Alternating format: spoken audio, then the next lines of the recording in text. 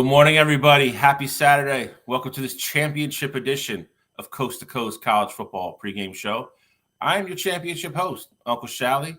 Call me Bill Shawcross. You just call me Champ, whatever you want to do today. Your choice. Joining me, as always, are two 2024 college football playoff hopeful hosts. My Buckeye brother from another mother, holding down the Midwest, still a little upset about what happened in the championship game, Mr. Cottrell Simpson. How are you doing, sir? For the record, I'm not upset anymore. My focus is on this upcoming 2024-2025 season. Last season is behind us. Yeah, it's already behind us. We're focused on next year. And go Bucks. You guys are both going to Belichick me. We're on to 2024. That's what we're going to do. Yeah, absolutely. All right. Well, holding down the snowy West Coast this morning. A little different for the people out in Oregon. Not the rain. You're getting some of the fluffy, pretty white stuff. The other 2024 hopeful for the college football playoff. And I guess it's official, Cottrell? Big Ten. Yeah, he doesn't want to claim it yet, but it's official. He's like, calendar year, all this other nonsense. But like football season's over, it's official. Look, basketball still Pac-12, baseball still Pac-12 until everything's finished. We're not talking basketball, baseball. We're talking football. This is college football tailgate. Like here, come on, Alex. Yeah. I'm just saying, you're one of us. Isn't over yet. All right, you're one of us now, buddy. I know you're fighting tooth and nail. I get it. I know. We play real football over here. I know you're trying to just stay on top over there, but not at all. No, he's still not on tilt at all. Not at all. But anyway, let's give an official Big Ten welcome to our West Coast host, Mr. Alex I. Black Elmore. How is everyone doing this morning? It's good, man. Weather is luckily I'm off work today. The wife's off work today. Kids got no school till Tuesday, so no matter what the weather does, we are home. We are safe. We're warm. Good to go. That's beautiful. You just play in the indoor snow day. That's all. Exactly. And we didn't even plan these days off. It just happened to work out. So I'm thankful. I'm glad to be on the show with you guys. It's been a long, great season, 21 episodes, and we've been killing it every single time. So I'm glad to get this going. We got those awards going today, talk about some college football playoffs for next year, coaching carousel. We got so much to talk about today. Where are we going to start, Bill? And also, congratulations. I can no longer talk shit to you because you are the champ. So I can't I'm the champ for the next 360 odd days. But yeah, we do. Listen, it is for it being one of our last two shows of the season before we take a little bit of break. We'll get into that later, but this show is going to be nuts, and it was kind of unexpected. We knew we were going to talk about the college football playoff championship game. Obviously, we were going to do our awards for the year, and with the playoff expanding for next year, we want to give everybody our first glimpse looks of how we think it's going to shake out next year. But then on top of that, then we just had some wild news, kind of fall our way in the middle of the week with Nick Saban retiring from Alabama, and them subsequently hiring Kalen DeBoer. So we're going to get into all that as well. So. This probably gonna be our best show, and I say that with lofty standards because we've had some good ones already this year. But for it to kind of be like a wrap up show of the year and kind of get us ready to go into the off season, this is going to be a full on jam packed 2 hours and some. So we're going to hop right in it. Bozak has come out this morning and shows some hot take violence, just hot take violence right off the get go. But listen. I don't know. Maybe Syracuse is on somebody's list. I don't know. I will say Syracuse does have a very light schedule. They do. I will say there's a lot of light schedules that we'll touch on when we do the CFP. I don't have one of them, so I wouldn't know. Hey, welcome back. Welcome back to the club. Yeah, right. Well, neither one of you really have anything to brag about either this year. So, true. Especially the guy below me. I mean, at least I made it to my Pac-12 championship game. At least you did. You only had 3 serious schools. Wow. So did you. Hey, we had the best record in bowl season, so there is that. Against ACC. Put that in your pipe and smoke it. I don't have a pipe near me. It's a violent show today already. Bose is up. Bose, for people at home that don't know, Bose went to, I believe, Ithaca, I think. Okay. Bose, correct me if I'm wrong, which is very close to Syracuse. So, yep. I believe. Is it the same college from Road Trip? Yes. Nice. But Bose and his wife both went there, so they are probably they're obviously in upstate New York, having some fun this weekend. So, but let's jump right into it because, like I said, we got a ton to go through. So, we will start with the college football championship game.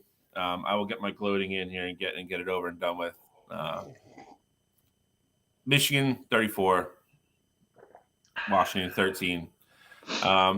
Game was obviously closer than the score indicated. You know, the 2 touchdowns kind of late that were kind of, kind of bang bang and really put the nail in the coffin for Washington. That being said, I think it was kind of a lot of what I expected, a lot of what I think other people expected. Gene picked Michigan to win by like 21, and he was almost spot on. But like I said, it was kind of I got to give him his credit. But the interception late and the kind of the 2-yard plunge to kind of really just seal the deal was not really indicative, I think, of how close the game was. I'm just going to go over a couple some of the things they accomplished, just my thoughts on it, and then obviously you guys can give a reaction to the game.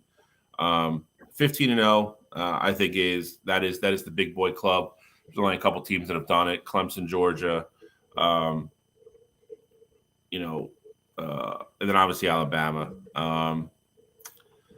In the 10 years, you only had 5 teams that won the national championship, which I think when you boil it down to is very interesting. You obviously had Ohio State and Michigan for the Big Ten, and then you had Clemson, the ACC, and then Georgia and Alabama won everything else. So 5 teams in 10 years. I think it's a very exclusive elite club to kind of win your way into. But 15-0, first time in Big Ten history any team's gone 15-0. First time since 1903, any team has gone undefeated and not let an opponent score over 24 points. That I think is a really cool stat. Come across that since the game ended. 303 yards rushing in the championship game, broke that record by 7, which was previously held by Cottrell's Buckeyes. If you remember that game, the Ezekiel Elliott crazy game, you just couldn't be tackled. Against who? We don't talk about that game. Against who? Who played that game? I was trying to skip. I was trying just to get past that point, but I'll let Cottrell take his sniper shots there.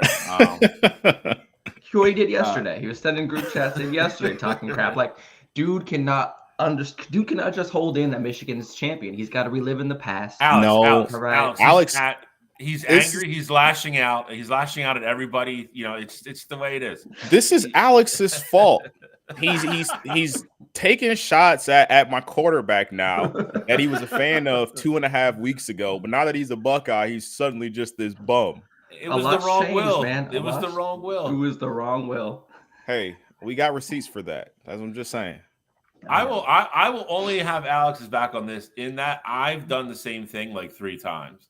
Obviously, I know they're different people, and I know you have the better one, but I've gotten their names confused like 3 times. Yes. But just to go over a couple other things, never trailed at half one time of the year. The last team to do that was 2001 Miami. Everybody knows what that team was. That is the Ed Reed, Ray Lewis, that whole group. I think when it's all said and done, when I've been asked this a lot. It came up very late on Wire to Wire Wednesday. We factor where this team goes in, like historically. I'm not going to say it's the best team. I don't think it is. Obviously, they have an elite defense. I don't think they would have beat like the Burrow LSU team and maybe the first Georgia team. I think other than that, I think they're in that next group. I think it's an elite top 10 team.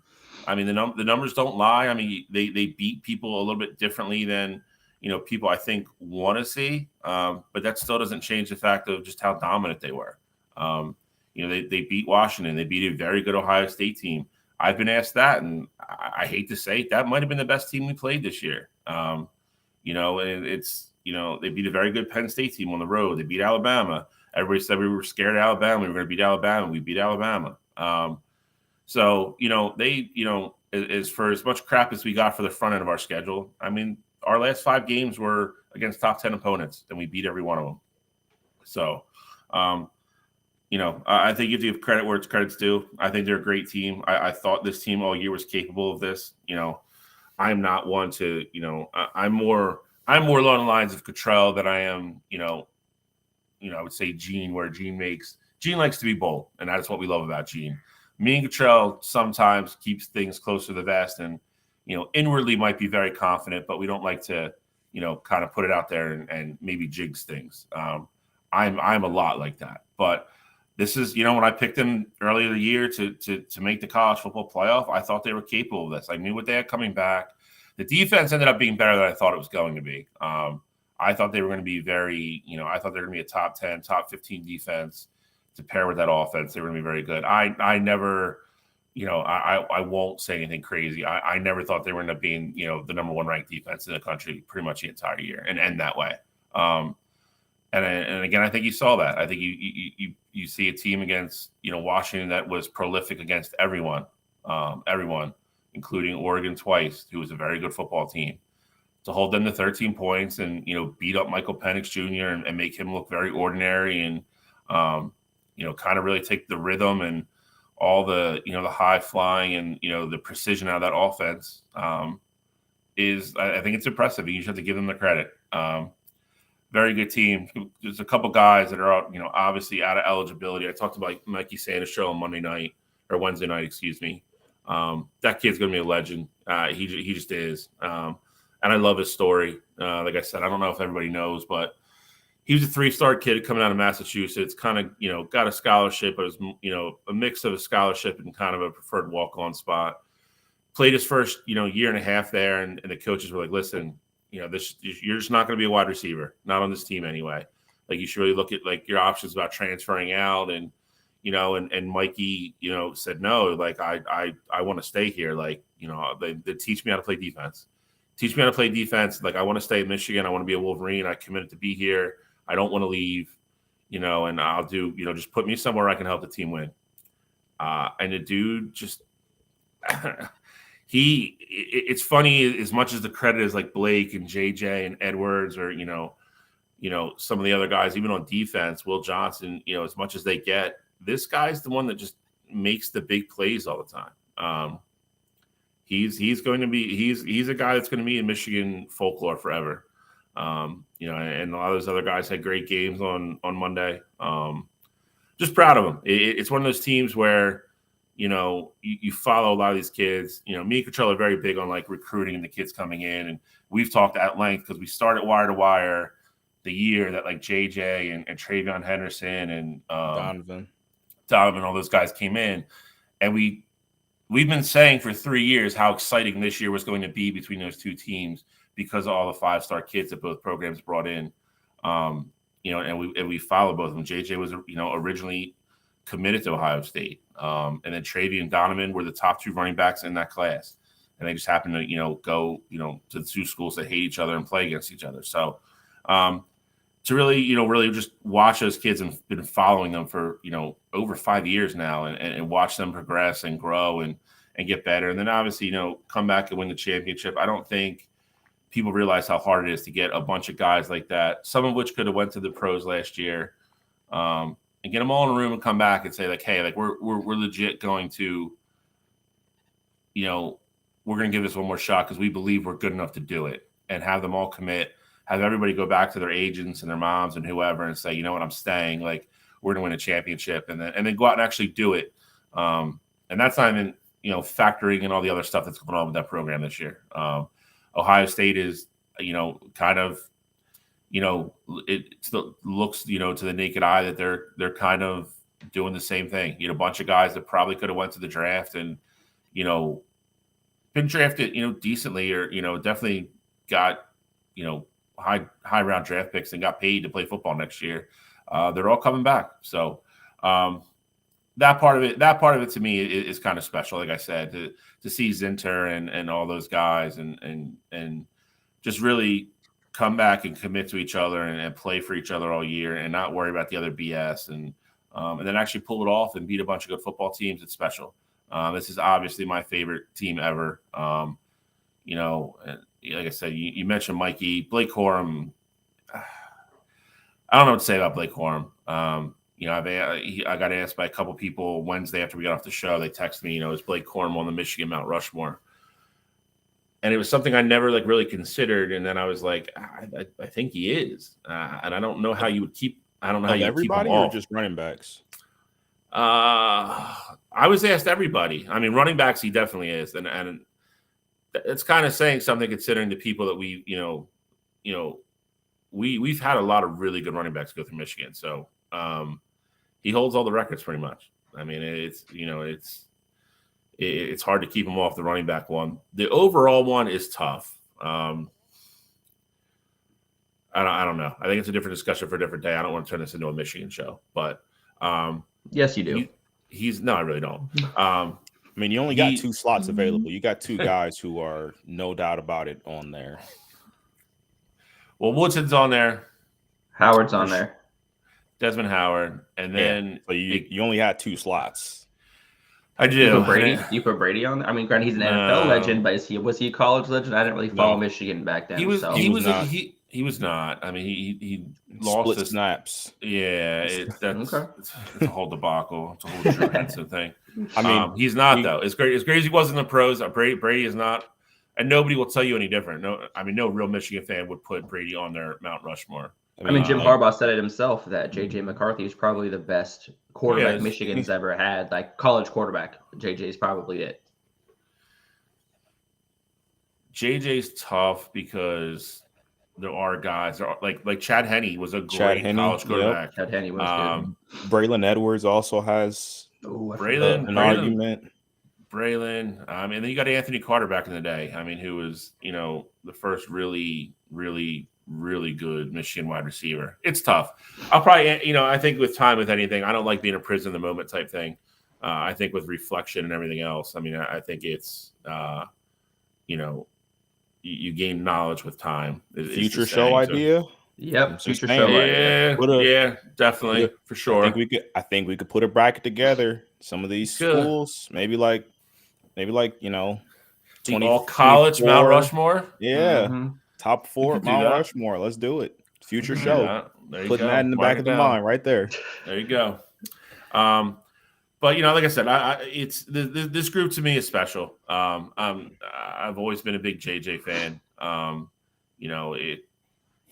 Gene doesn't like him, but it was even funny, to hear differing opinions even from like Gene and Cottrell. I mean, it's Cottrell at least acknowledges what he is and how talented he is. But this group will always be special to me. This is a bucket list thing for me. Obviously, the 97 team was nice, but this, after being a fan for another 20 some years, to have it happen and be in the situation where we are now is special. This is in my opinion the best team they've ever had. So there's been a lot of talk about that already. I think this is the best Michigan team ever.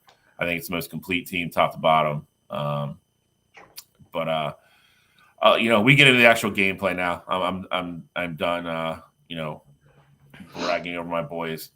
Actual game, I thought it was a good game. I thought the way it started, I thought I was going to be real relaxed and comfortable after the first 2 series, and then obviously Washington kind of called their way back into the game like I thought was going to happen because they, that's just how they've been all year. They are a super resilient bunch, and they are coached well, and they're a tough group of kids. So, what'd you guys think about the actual game? I'm gonna let Cottrell think about his answer for a little bit and listen to me hype up Michigan because all year I've been kind of talking down on Michigan. I still don't think they played anybody all season as far as offensively that really showed off their defensive prowess. So when they came into the college football playoff, I chose Alabama in the first matchup and I chose Washington in the second matchup. I think me choosing those teams ultimately is the reason why Michigan won. My bad luck just took over. But Michigan's defense truly showed who they were those last 2 games. Like I said, before going to the Alabama game, I had mentioned that Michigan had only played 2 top 25 offenses. And going up against Alabama, Jalen Milroe, Washington, Michael Penix, Heisman Trophy finalist, I truly believe that Michigan has probably top 3 defenses in all of college football history as far as what this team was able to accomplish. Just like Bill said, this game was a lot closer than that 34-13 score. I mean, it was a 8-point game with 7 minutes left in the fourth quarter. An untimely interception by Michael Penix trying to make a play happen ultimately led to that touchdown, ultimately kind of sealed the deal. But if you look at the stats here, I mean, Washington did a really great job of getting Michigan off the field. Yes, they scored 34 points, but they held Michigan to 1 for 10 on third downs, which in a championship game, holding an opponent to 10% third down conversion, that's exactly what you want to do. I mean, that's exactly what I would want to do anyway. But here's the most telling stat. Washington, 2 turnovers.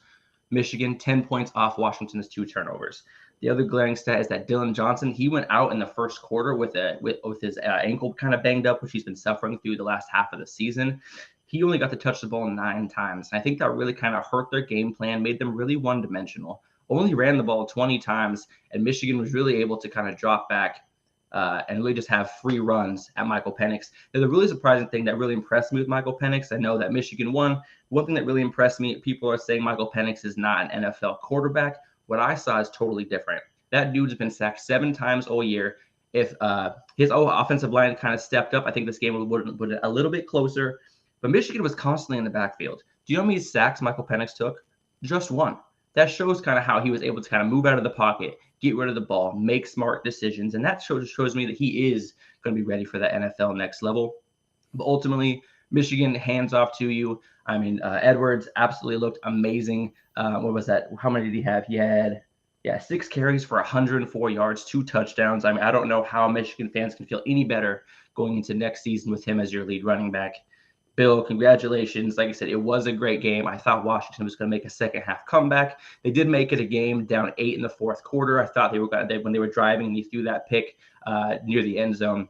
But it was a great game. I would definitely watch it again. And again, congratulations, Bill. And I can't wait till next year. So I have a very similar outlook on the game, and I'm just gonna keep everything blunt. Michigan was great defensively for pretty much the entire game, and I think the plays where Michigan weren't great on defense, Washington had all the opportunity to strike, and they missed. Against great defenses, you have to capitalize on those opportunities when they come to you. You saw Michael Penix Jr. miss a couple big ones.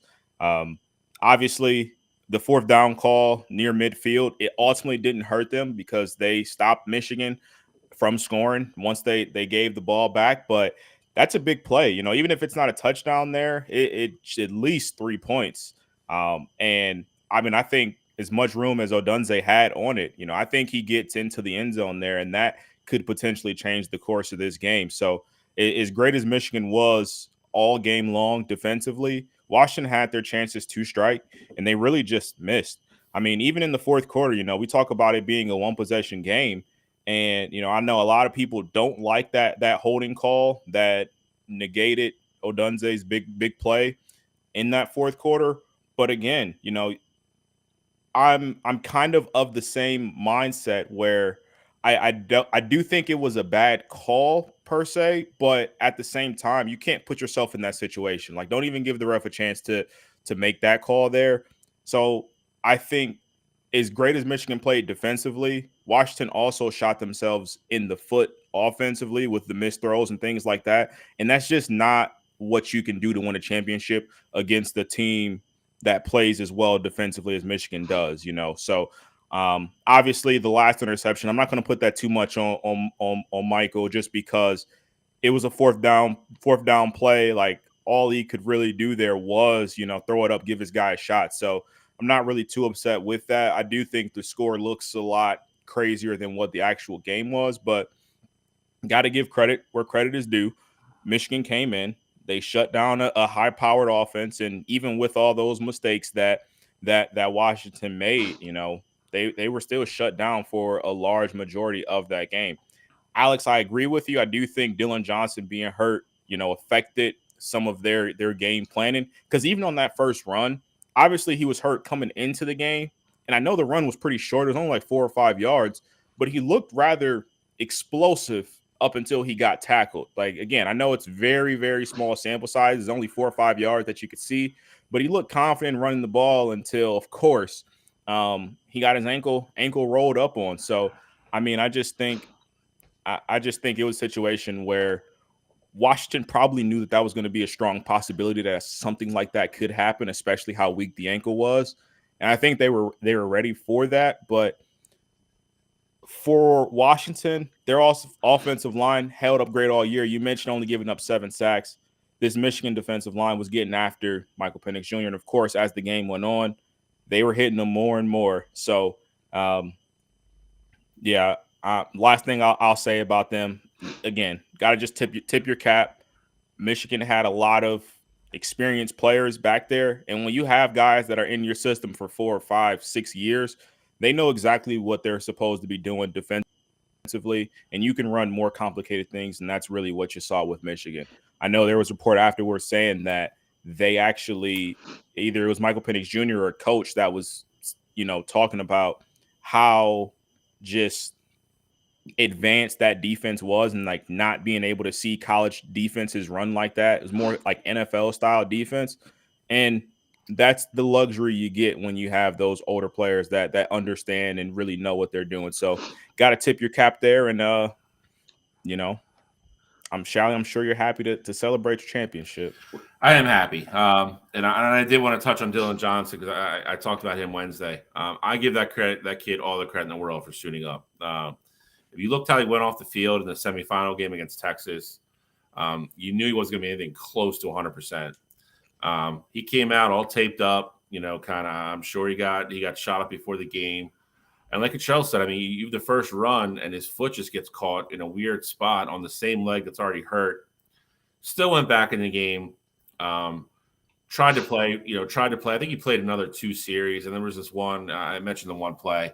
There was this one play, the blitz kind of came through the middle and he was on the other side. He got to kind of slide to the left to protect Michael, and he just couldn't plant off that leg anymore. He just couldn't move, and they took him out of the game. And it was a shame because I do think it affected the game.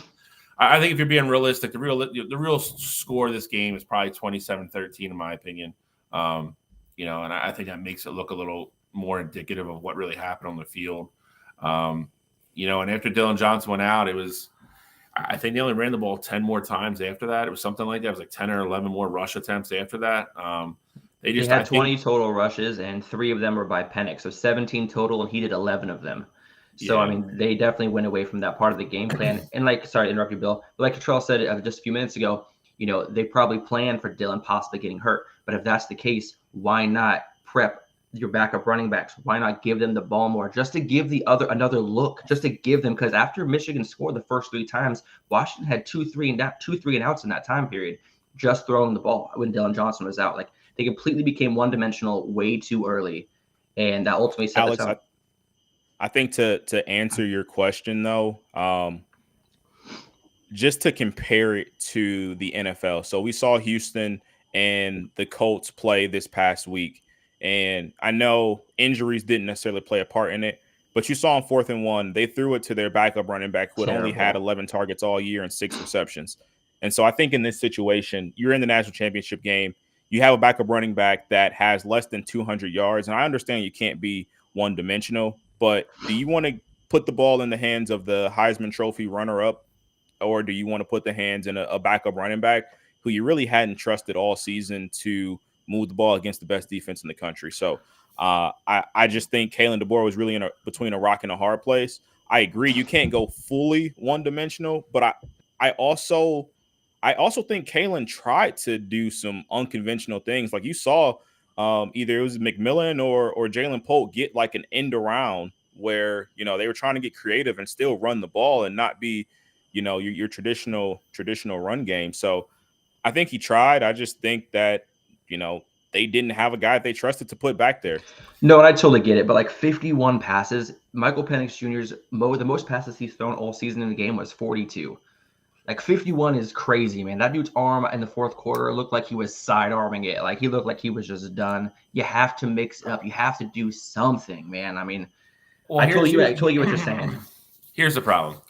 Dylan Johnson's a big kid. So, yeah, I mean, you saw it. You saw at the beginning of the game. Like there was a couple, like they got penetration or they made contact at the line, he was still falling forward for 3 yards. That allows, Washington 2nd and 7. I mean, that's still technically in front of the sticks. I think Washington got away from it, because they were like, all right, like we can't run for first down and lose a yard or be 2nd and 10 because we can't get behind the sticks that much, with them not even blitzing to get pressure. You're playing right in Michigan's hands at that point, then if they know you have to throw the ball. And I think, to your point in the fourth quarter, I don't disagree, but at the same time, how many drives do you think you're going to get? Like, how many 15-play drives do you think you're going to have on that defense where you're just going to be able to run for 3 yards here, throw for 4, throw for 3 more, start over, take 6-7 minutes off the clock? Like, they didn't have time to do that. They had to score. So that again, that's just a tribute to how good that defense was. I mean, Washington was 1 or 2 in offensive efficiency all year long. And they took them right out of that. I mean, I would have liked to have, at least Dylan Johnson to the point where he could have played on the field all night. We knew he wasn't going to be 100%. That was never going to happen. And that's just part of football. But it did change the game a little bit early on. You saw him on the sideline. He looked like he was pissed and he wasn't going to come back in. And then I remember they got the ball back and he was back on the field. So I was like, all right. I'm like, thinking you just told the doctors to F off. He's going to go play football. But again, like I said, I think that was the last series that he had had for the night. But 2 very good football teams. Like I said, I said this on Wednesday. It was going to be a good story no matter who won. You were going to have the Penix. I mean, because Washington had a couple 6-year guys that, like Penix Jr. that came back for another shot to win it and transferred in. And, you were going to have a fairy tale story either way. And then you were going to have, kind of a sad, there's always a sad ending for somebody, at the end of the year, you ever watch Moneyball, if you lose the last game of the year, who cares?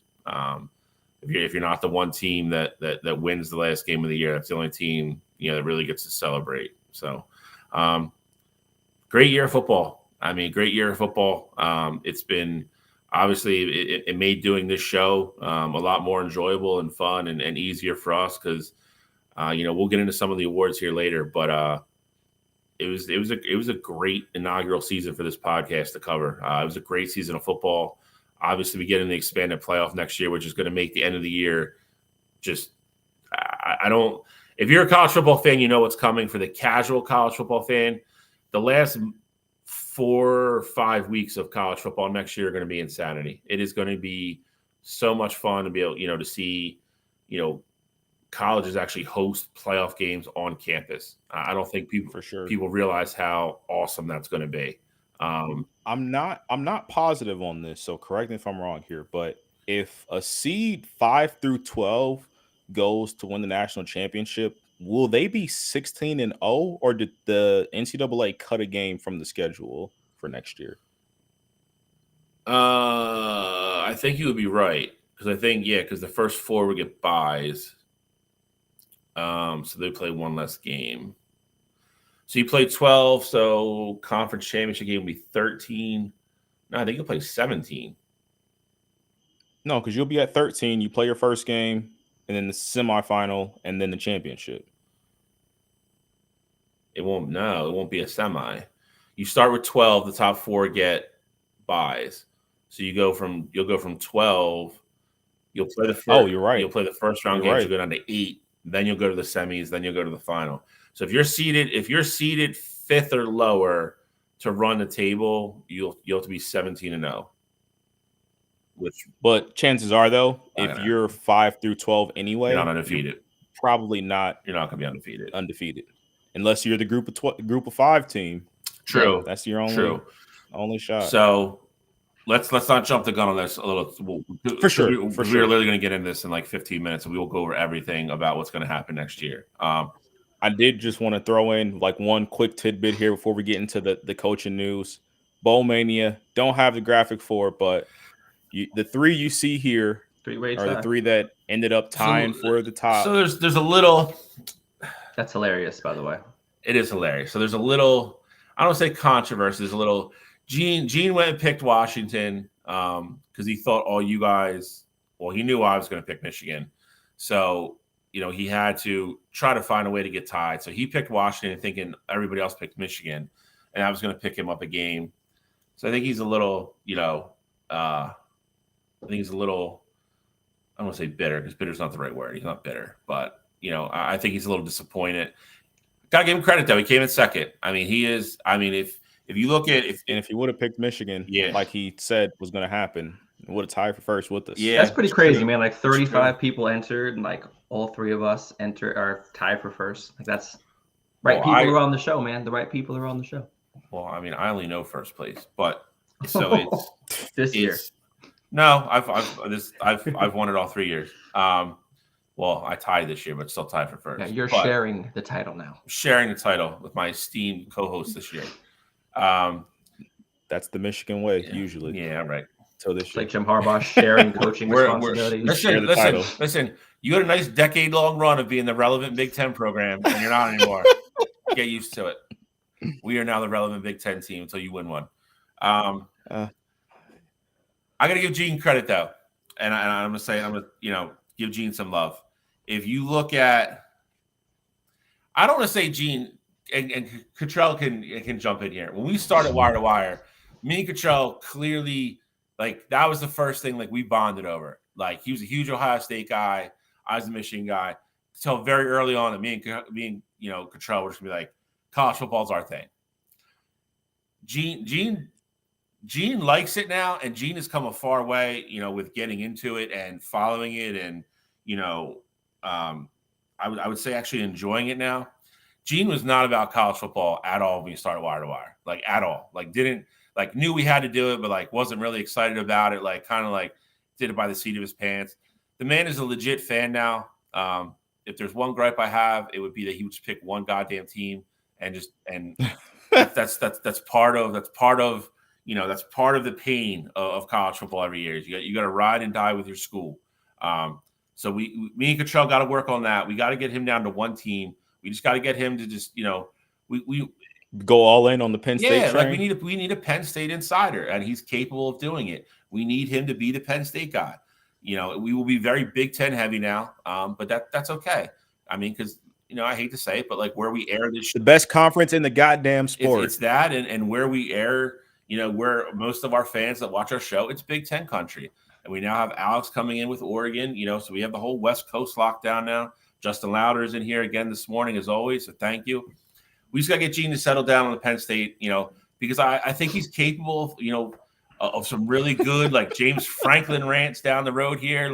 We just got to do that. But he's come a long way. He has come a long, long way on college football. So I do want to give him some credit. So him coming in second, going into the championship game with an actual chance to win the contest, I got to give the big guy some credit. So, but yes, three of us.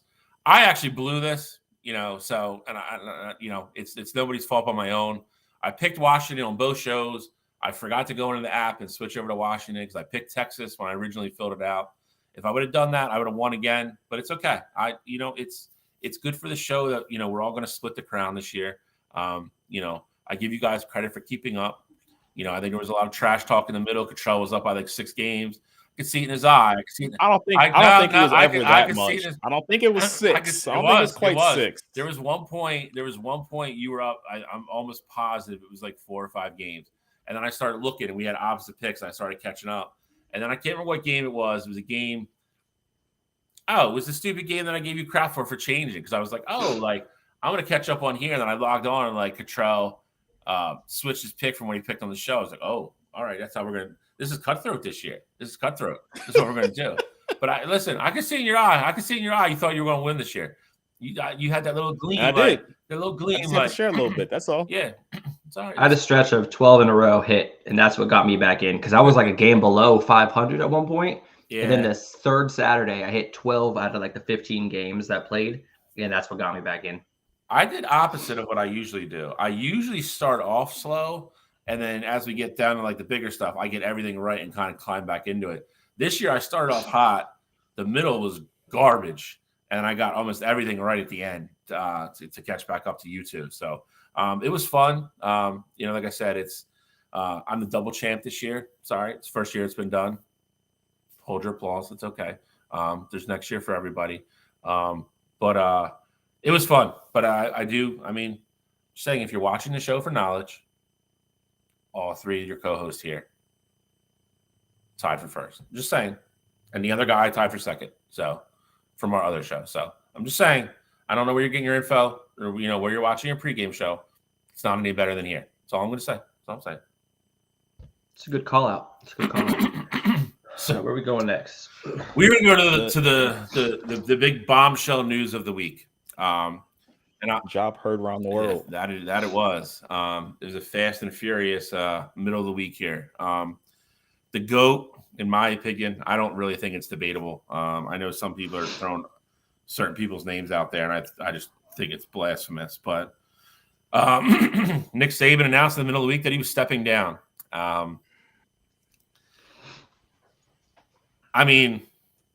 They did a really good job of keeping it quiet. And I do truly believe I saw his interview the other day.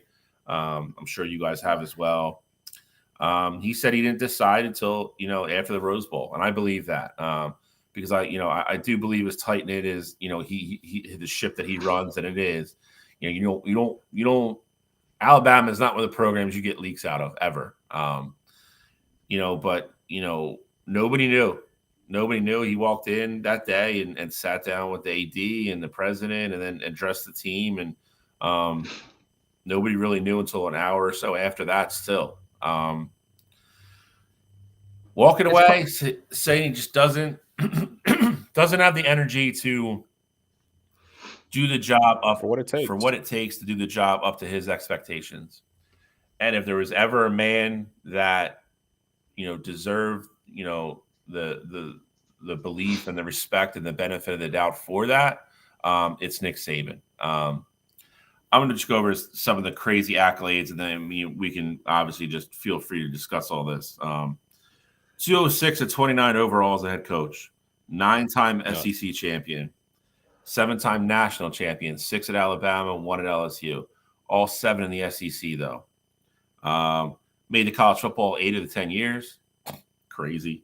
And this was the stat for me that was just to show he didn't have pockets of dominance, just to show how long and how dominant he was.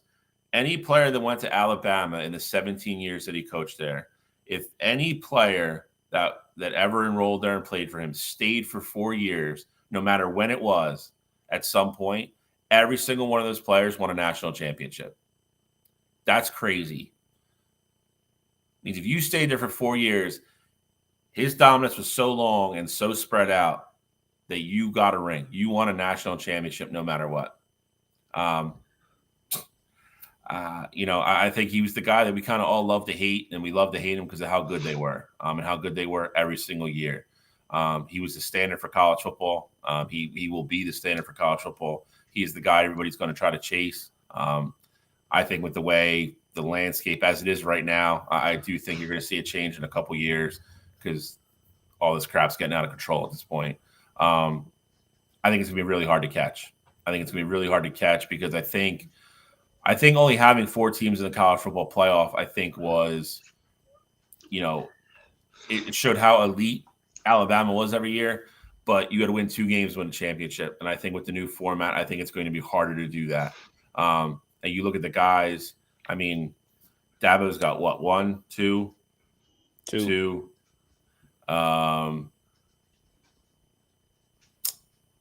Kirby's got 2.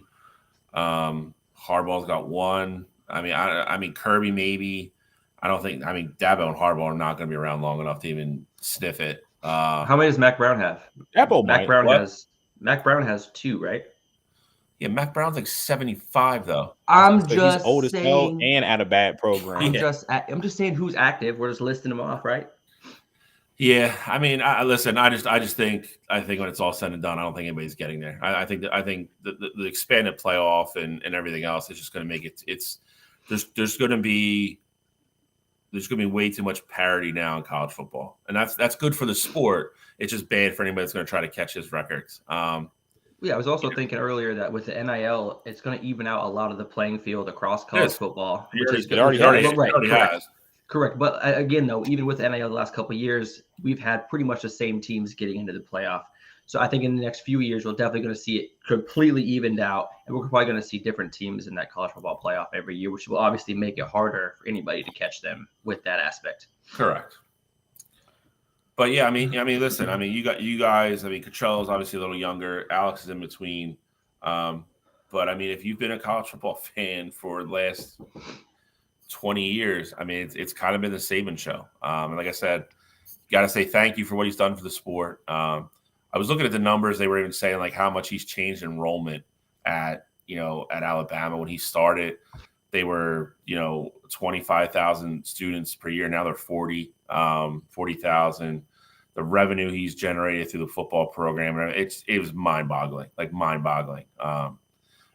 like I said, I never hated the guy for anything personal. That's the other thing. The dude ran a clean program.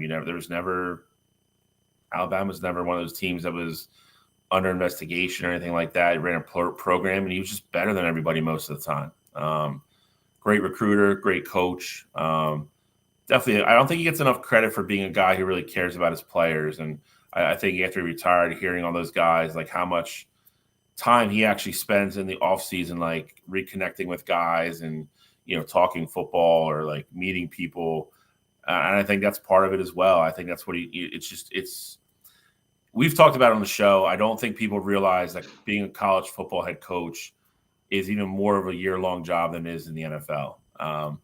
When you're not coaching, you're out on recruiting trips. You're keeping up with your past players. You don't have a lot of downtime. There's a lot of rumors out there that his wife was sick, and he shot all that down, said she's fine.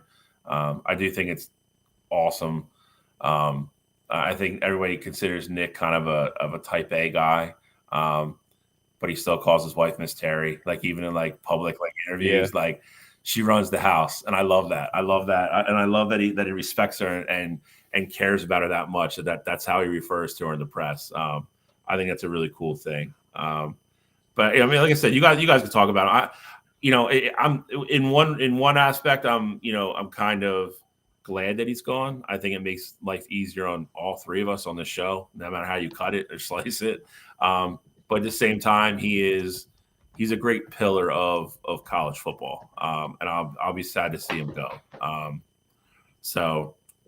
I think the one thing too that's interesting about Nick is that the reason why he's leaving is also like he's also a big part of why NIL is the way it is right now. Like, let's not forget 3-4 years ago, Bryce Young was the first one to get this huge NIL package of $1 million to be the quarterback at Alabama. So it's just funny that, like, of course, this is the reason that he's going, but his influence on the game even stems to the part of the game that he doesn't like. Bryce Young getting all that money back then. I'm not saying he was the only one, but Bryce Young was definitely one of the pioneers of getting the huge NIL deals that everybody heard about. So I think that even adds on to his greatness too. It does. And I agree with you. But in that aspect, Bryce Young's NIL deal was the way it was supposed to be structured. It was like, for sure, you were sponsored, he agreed to do like commercials and stuff like that. And like, it wasn't, hey, here's a bag of cash, go to Texas, because that's what it's become. But yeah, he was, Bryce Young was the first really big guy. But listen, you've seen it with other sports. Like, Jay Wright left Villanova for this reason. It's not some big secret. He didn't want to deal with the portal, and he didn't want to deal with trying to figure out, how to make these guys millionaires, and deal with the boosters and all that stuff. And that's why he left. I said it a couple minutes ago. I do think you're going to see it reversed at some point, because I hate to say it this way. Something bad is going to happen. It's just inevitable. It is. You're giving these kids access to things at 18 and 19 years old that they would never have, that they shouldn't have. Something bad that hasn't happened yet. Yeah. Well, I hate to say it. It has. It kind of got swept under the rug. It's happened in Georgia multiple times. Just they haven't killed a football player yet, and I hate to say it that way, but that's the reason the way it got. Didn't Didn't a Georgia player pass away after their national championship game last year, driving intoxicated or racing through the streets? Well, yep. Yeah. And again, they were in cars that neither one of them should have had. And one of those guys is on the Eagles right now. Jalen Carter was one of the guys racing. Yeah. He was in a $130,000 SUV that, a sophomore in college shouldn't be able to afford.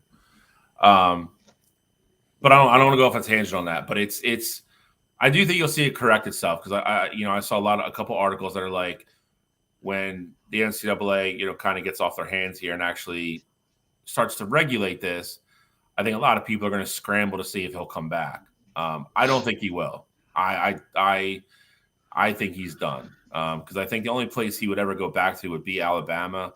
And we're going to talk about his replacement in a second, but I am one of those guys that firmly believes Nick Saban's done, because I feel like if he really thought he could do it, kind of like Cottrell said, I don't think he would let the NIL thing be the only reason why he would retire, and it's not. And it's and that, like I said, I think you should have to respect him. It goes to show he didn't think he could do it to the level that he expects out of himself, and he's like, I'm too tired, and I don't have the juice for it, and I'm going to step away. It's not right to the kids. That are coming here expecting to be coached by me the right way for 4 years. So like I said, you got to tip your cap to him. I think he's done, though. I don't think we see Nick Saban coach again. I'm sure he's going to show up with some kind of honorary job to, so he can have access to the program every now and then, and, still be able to walk around, special consultant. Yeah. And that's fine. I mean, he's earned it. I don't have any problem with that. I think you're going to see that for at least the next 2 years, just because I do think he doesn't want to give up on that class that came in from last year. But I do think, there's going to be a time, probably in the next couple of years, where Nick Saban's like, all right, I gave all I could. He's probably going to show DeBoer like how to recruit in the South. And then, I think he's going to walk off into the sunset and go be on ESPN and take a Lee Corso's spot, because that's a spot that should be open here now in reality. I don't disagree with you. So, Alex, I didn't want to steal your thunder, but I just want to throw that in. No, it's okay. No, I mean, it'd be nice to see Saban stay on. My favorite coach in Oregon Ducks history is actually Coach Mike Bellotti. He coached late 90s, early 2000s. When he retired from coaching, he stepped into the athletic director role with the University of Oregon, and he was able to stay with the program, kind of help them kind of transition into the new regime. And also he had a lot of part in day-to-day as the athletic director. I'm not sure if Nick Saban wants to go that route. I'm sure Alabama's already set up an athletic director position, but it would be nice to see him, participate in the university in some fashion in that kind of role, where he doesn't have to travel with the team, but he's still kind of a face of the university. And I think that will help keep players there and keep continuously bringing players in as well. So, but yeah, it will be interesting to see what he does next. I mean, I think he deserves to take a year off, and he's been grinding for the last 40 years. Yeah, he has. And that's what college coaching is. It's a grind. I mean, you look at it, it's so weird. I was watching something with even Harbaugh the other day, and it was only from 3-4 years ago. And it's crazy how much older he looks now than he did, how much he's aged. Those jobs are. Yeah, even Ryan Day. You look at the funny video of when Urban kind of handed him the program, and Ryan Day's got gray hair now.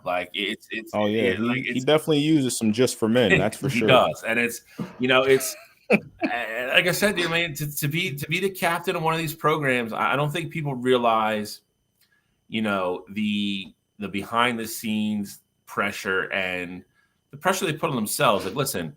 You don't become that great of a coach to get to that level where you're coaching a top 10 program year in and year out with not setting the bar for yourself extremely high. Those are not jobs where you can be I went 8-4 this year, it's okay. No, those guys don't sleep at night. It is, and it's a year-round grind. We saw it with even Harbaugh and Saban this year. They were we won our conference championship games. We're sending the kids home for a week for Christmas. And, that week we'll be out recruiting. So they're flying all over the country. Kids come back, practice. They go to the Rose Bowl, obviously for Michigan. They went back, practiced again. Like, it doesn't stop. Like, it's these next couple, weeks are really the only down weeks they have. And it's with the portal now, it's not even really down weeks. You're constantly in communication with kids, looking for new places to play. Like, they don't stop. It is a 365, 24/7 job. It really is. And that's why I think you see a lot of guys get burnt out. I mean, you saw Urban Meyer. Urban Meyer was on top of the world in Florida, and he started heart was going to explode. Doctor's like, you need to stop coaching. And he took a couple years off, and obviously came back to Ohio State and had a great run there. But then the same thing happened. Yeah. Heart, headaches, and all that stuff. Other stuff too, but yeah. I mean, for sure. Other stuff. Yeah, I mean, no doubt about that. Yeah, but that's what it is. Like, these jobs are nuts, man. Like, it is not easy. And to be elite, you got to outwork the other guy, and I think that's kind of what he said. He's like, yeah, I just can't do that anymore. I do agree with Cottrell. I think Nick would be a great replacement for Lee. I don't know when they're going to pull the plug there. I think someone will. I think he'll pull the plug on himself probably before that happens. He's gonna die on that set. And that's what I don't want to see, or I don't want to see them be on the road and be like, yeah, like, Lee didn't wake up this morning, like, because I feel like that's where we're headed. Like, if you don't know what we're talking about, we're talking about Lee Corso, College Game Day. Listen, I can speak for myself, and I've talked to Cottrell about this before. I'm sure Alex same way. I grew up like that was my mornings on Saturday morning. You got up 10 o'clock, and got ready for the day and watched that show. It's a great. I've been to 3 College Game Days. They're amazing. It's amazing. Lee is the guy who does the helmet reveal for the big matchup for wherever campus they're on for the big game. He's unfortunately he's getting up there, and he's just deteriorated a lot to the point where he's not talking very clearly now, and it's I know they still want to do the helmet, the headgear reveal, and I get all that, and I don't think you can continue to do that once he steps away from the show. So you will lose a really crazy. I mean, if we're being honest, it's. I know a lot of people watch the last 10 minutes of the show just for that. So it's true. It is a staple of the show. It is kind of like the grand finale of the show. But I just don't want to. I will say this. I think if ESPN wants to continue it, they already have the guy on set that would be perfect for it. They do. And Pat McAfee doing that every week would be absolutely hilarious. Like, all he has to do the first week back, if you don't have Corso, you're talking about Corso enjoying retirement, all this stuff, and he's like, I'm not letting the tradition die just because Corso's not on set, and then he could just put it on and then be good to go. Like it. I agree. I mean, I love it. He is kind of the audience guy now. I know a lot of people have very differing opinions of Pat McAfee. I love Pat McAfee. So do I. I think he's kind of the new breed, and I think he's more of our generation, and he likes a more laid back, like, fun show. It doesn't have to be a stuffy, give me the stats and highlights thing. And a lot of us respond better, to that. He is obviously the guy. I don't know if you want to pass it to McAfee, because I don't know if McAfee's going to commit to that show for the next 30 years. And I just don't think you. I don't think you want to this year is like headgear guy is going to be so and so. I don't think they want to water it down, but they'll figure it out. But that being said, Lee Corso is another guy. He's a legend. Guy was a coach in football. We're way off topic here, but Kalen DeBoer. How does Kalen DeBoer change Alabama? That's the big. Well, I said it a couple of weeks ago when we were talking about the Texas A&M job. About how DeBoer? I said he was the top candidate for A&M. He needed to segue his Washington success and losing Penix and all those guys and use that success to get another job. I just did not think it was going to be Alabama. So that was kind of a shocker. I was thinking A&M originally. I will say he fell into the perfect recruiting cycle and all. The timing of that was impeccable.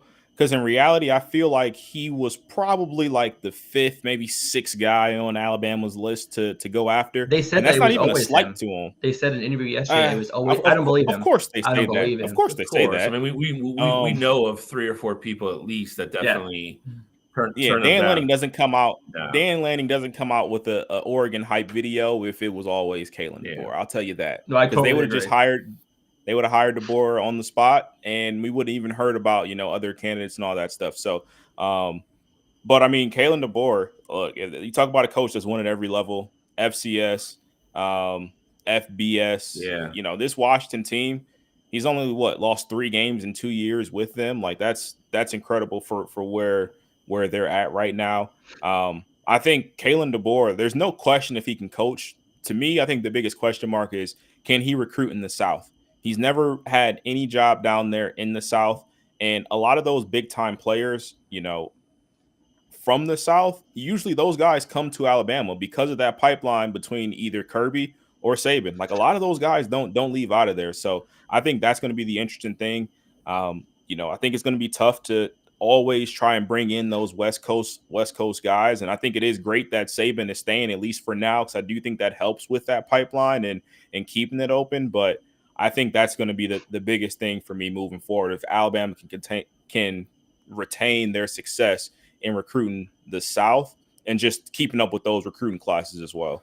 I think I think you got to give all the guy credit in the world. I mean, this is a meteoric rise, and it happened quickly. Started at the University of Sioux Falls. Didn't know that was a thing until like 2 weeks ago. Won 3 consecutive NAIA championships there. Became an assistant coach for a couple places, Eastern Michigan. I forget the other 2 schools. Got to stay at Fresno, had 2 great years there, and went right to Washington. Had the COVID year where they were bad, went 11-2 last year, and then obviously lost 1 game this year. Gets the Alabama job. That is, in a 10-year span, that is a crazy, crazy ride. He was the OC at Indiana in 2018. And it was to go from there to being the Alabama head coach is absolutely nuts. Well, that's how he got Penix, was being the OC at Indiana. That's how he was able to land him. So that really obviously segued him into his success. I don't know if he has the success without Michael Penix, honestly, going to Washington. I don't know if he's able to segue that into this Alabama job.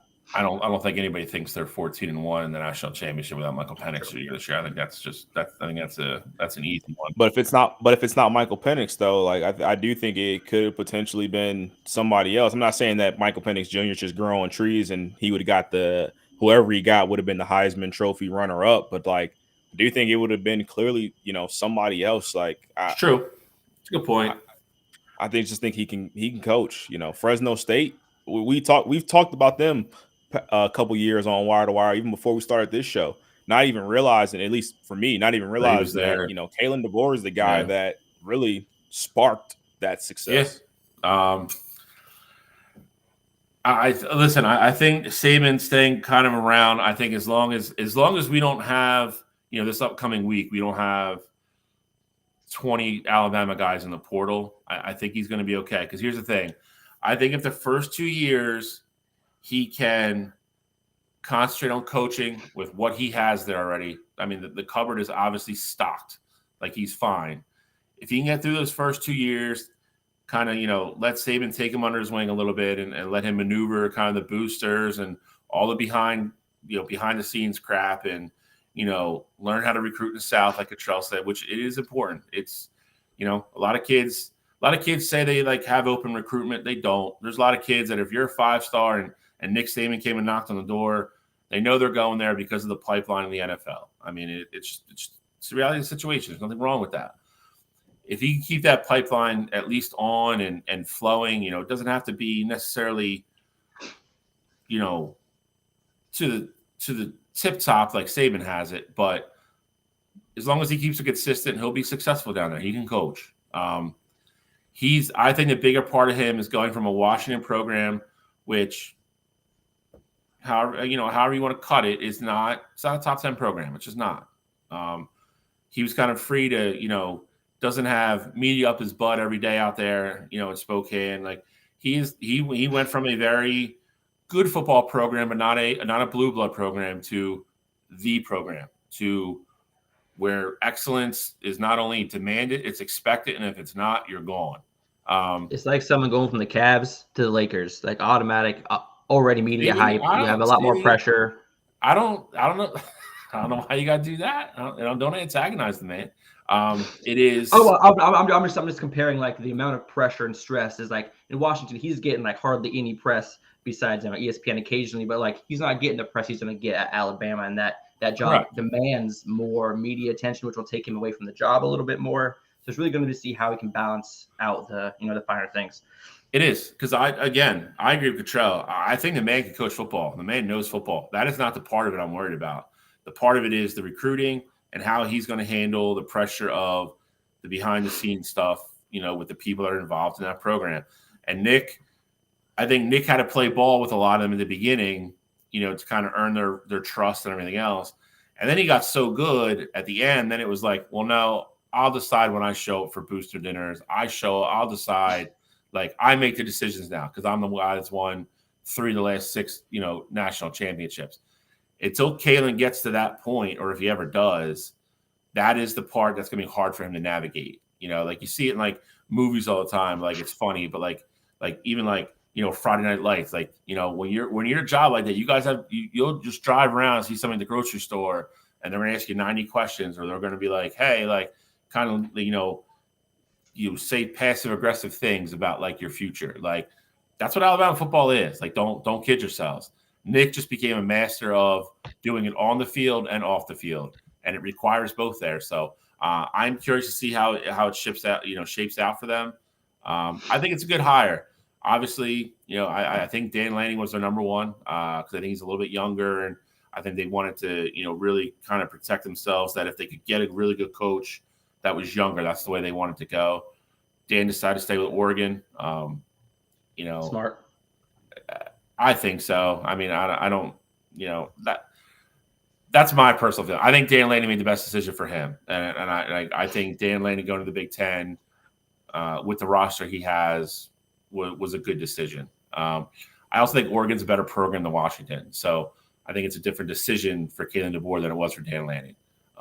For sure. I mean, I definitely agree with that. And I think the other thing too is that Dan Lanning at this point has built the Oregon roster to fit what he wants to do. And I think him going to Alabama, a lot of the guys that he brought in through the portal, like, he would have had to try and convince those guys, hey, you're no longer going to Eugene, you're going to Alabama now. Yep. And I do think some of those guys would have went with him. Don't get me wrong. But and I also think, he's in a situation where he's kind of playing with house money in the sense of Oregon doesn't have that same stigma or like expectation behind them because they've never gotten to that point before. You go to Alabama and you're going behind Nick Saban that, it's really championship or bust every single season. It's a lot different pressure wise. And I'm not saying that Dan Lanning couldn't handle that. I mean, he coached at Georgia, so he knows what that pressure and expectation is like. But I think him being in that situation in Oregon, he already loves it there too. Everyone's already there behind him.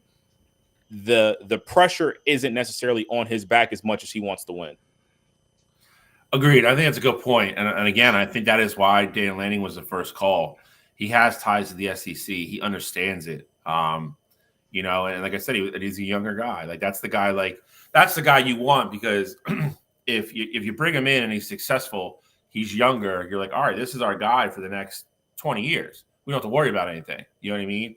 He's not leaving Alabama to go anywhere else, unless he went to the pros. But like, that's the only step. Like, he's not leaving Alabama to go to a better program. You know what I mean? So it's like, if they could have got their guy and that was their guy and he was successful, like, Alabama could just sit back and relax for the next 2 decades. But I don't know if Sarkisian kind of came out, made a statement. They released a kind of a video like Oregon did. I don't know if anybody saw the Lane Kiffin video. I don't know if that's real or not. It wasn't real. It wasn't. I didn't think so. That wasn't Lane.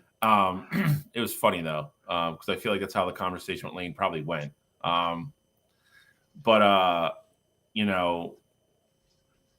They're Alabama. They were going to have the pick of the litter, and I hate to say that. And like I said it in the group chat as soon as it happened, Alex was going to sweat. I knew that was going to be one of the guys that was going to be on that list. Like, because when you're Alabama, you could have people that turn down the job like Dan Lanning or Sark or all them did, but nobody's not picking up the phone.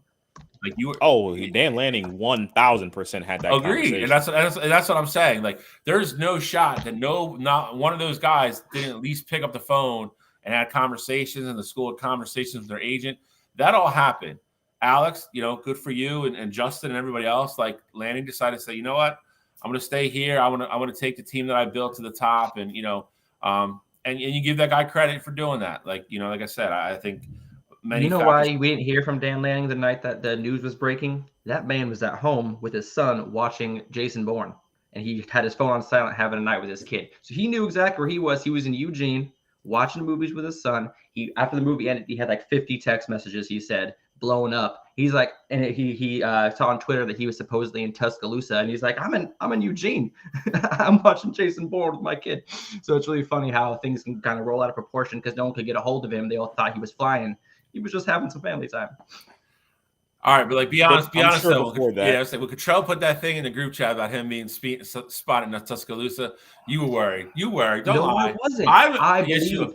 I trust it. Plus, I believe the amount of talent he brought in. He set Oregon up for the next 3 seasons, grabbing Dante Moore. He would be silly to leave a situation that when he goes there, he could lose the entire team of Alabama if you were to go to that position. He's worked so hard to make this team his team. Talent. I get it, bro. Yes. I get it. This is easy for you to say in hindsight because he decided to stay there. I told you. I wasn't worried. When your last 4 coaches use Oregon as a parlay into their next job, what happens. What else do you call it? Chip Kelly. Terrible. Well, Mark Helfrich didn't use. Mark Helfrich didn't use us. He went to broadcasting, so we can't throw him in there. I love Mark. Can't talk crap about him. But we got what's his face? Mario Cristobal, failure. Willie Taggart, failure. Chip Kelly, but again, some success. We're not talking about their success. I'm talking about what they did. Like, they didn't leave. Correct. I'm not saying they were great coaches that left. I'm pointing out he learned from their previous mistakes, not to leave Oregon, because if he does, he's going to fail. I mean, what did they leave behind, though? I mean, they might not have had success their last program, but at their next program. But what they leave behind? It's a fair point, though. It is Nike, money, job security, success. None of that is a championship. It's not like they left a program that was prestigious to go to another prestigious program and fail. I don't think we've been to 2 college football playoffs in the last eight college football playoffs been right for 10 years. Listen, no. I'm not saying Oregon's not a good team. That's not what I'm saying. So don't put that in my mouth. But what I'm saying is it's not like these coaches left a school that had national championships they're walking away from, or crazy talented rosters. Like, a lot of the times when guys left, like when Chip left, DeAnthony Thomas was already going to the NFL. Like those guys were on their way out. Like, sometimes you just have to parlay it to the next step. Yeah, they pulled Kalen DeBoer. Hey, can you blame Kalen for? Dante's going to the league. Penix Jr. is going to the league. Dylan Johnson declared he has a shot at Alabama, one of the top 5 programs in the entire country. You got to take that 10 times out of 10. Listen. Kalen DeBoer made the right decision, and I mean this. I mean this wholeheartedly. If he would have turned it down and stayed at Washington, that was the wrong choice for him. It made the most sense for him. I understand why it didn't make sense for Dan Lanning. I understand why it didn't make sense for Sarkisian. Like, that stuff all makes sense to me. They're already at huge programs. I mean, in Texas, obviously a blue blood. Mike Norvell's at Florida State. He's built that team back up to kind of close to what it was, back in the Bobby Bowden age. He's on the verge of doing that. Lane, I think, is the one. I mean, listen, Alabama's a better job than all of them, but Ole Miss out of the 3 of them is the bigger step up to a. I would have understood if Lane took it. I was kind of shocked that he didn't. If I'm being honest, he's built a hell of a roster there too. I mean, Ole Miss, I think, might be SEC. We'll see. I mean, besides Georgia, might be the one of top 2 teams in the SEC next year. You got to realize he brought in 3 or 4 kids that are we're expecting to be very good. He's still got to coach them. He's still got to beat Bama. He's still got to beat LSU. There's still the other 40 kids on the team that are very good, but there's a gap between them and the other 40 kids on those other schools. So, not to mention they lost their best offensive weapon. Yeah. So Jackson Dart's still there. I mean, I'll side with Control on this one.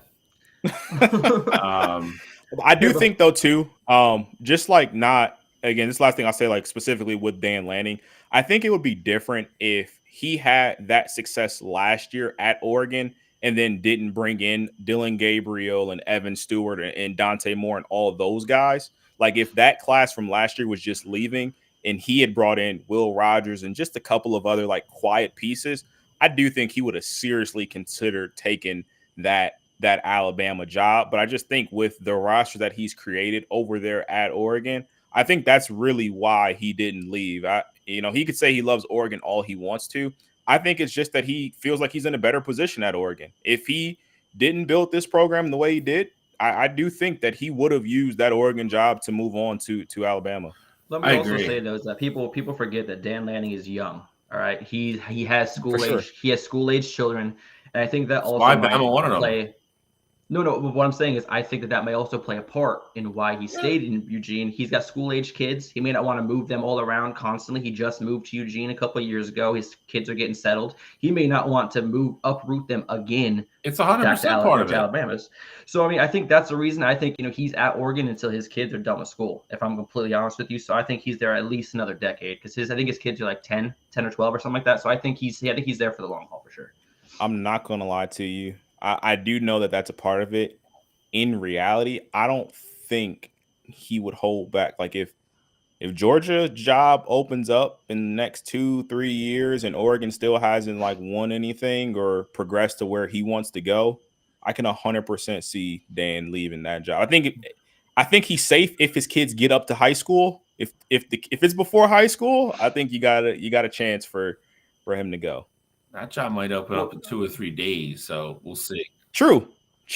You might have dodged the Alabama bullet, but there might be one more in the chamber because I don't know if he tells Georgia no. So that will be interesting.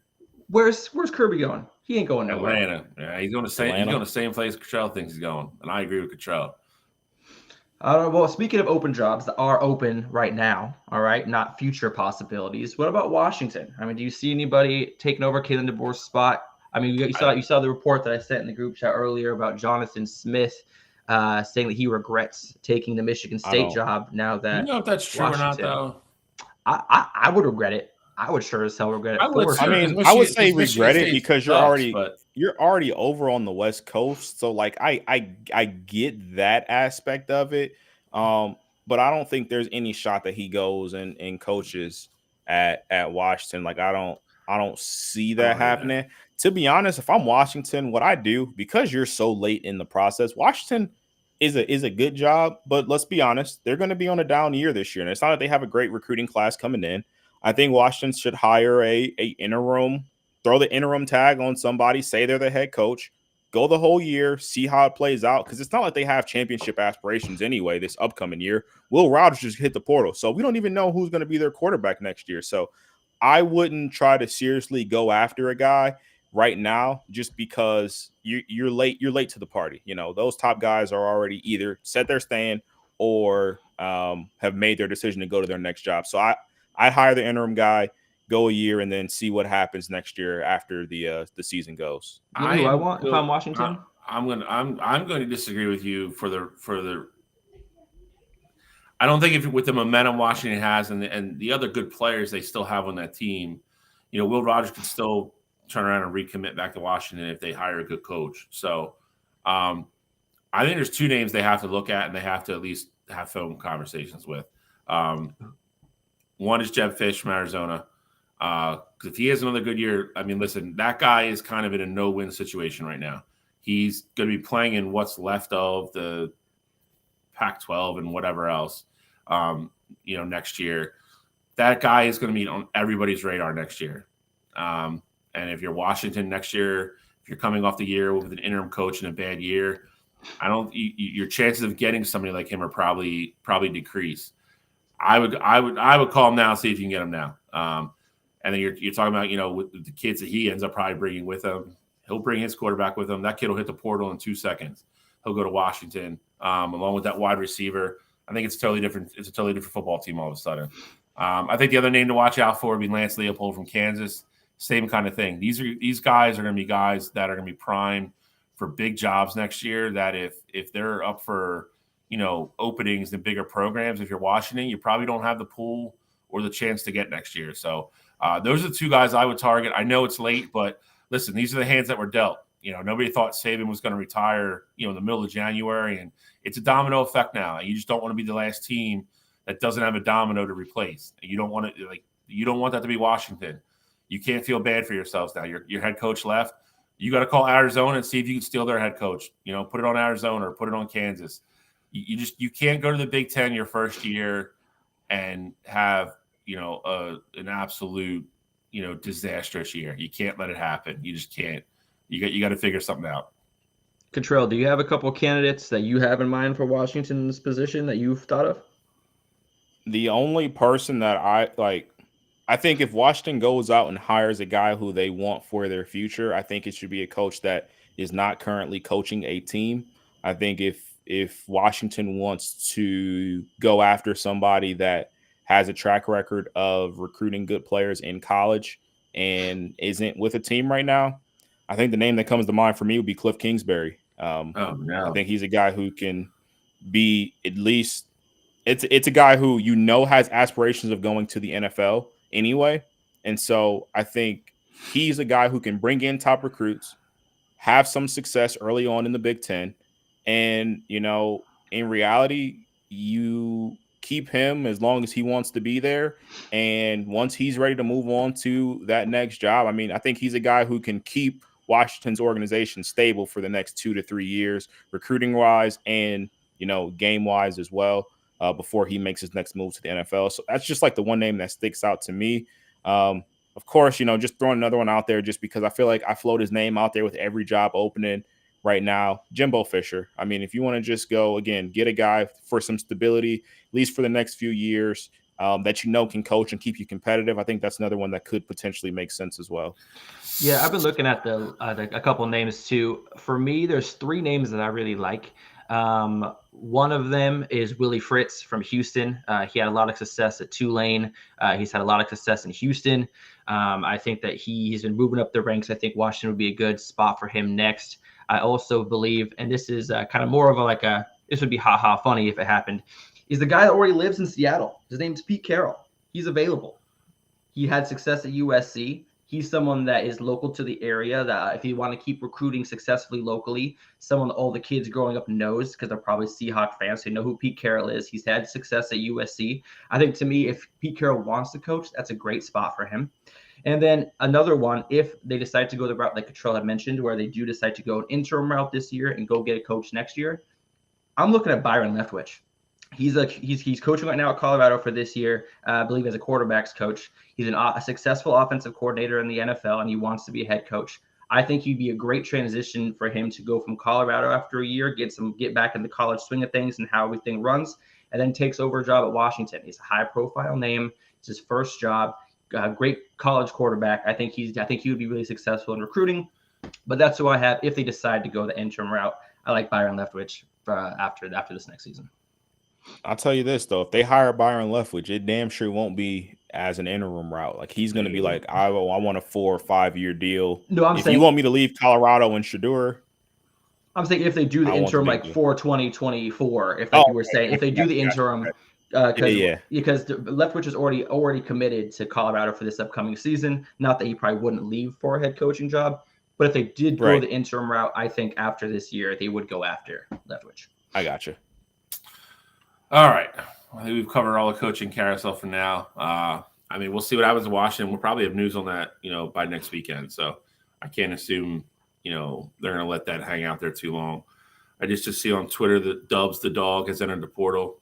Looking to transfer to Connecticut and take over the Husky job there. He's disgusted with the whole situation. So I'm glad somebody's looking out for the dog. We will where we go next? We'll talk about portal.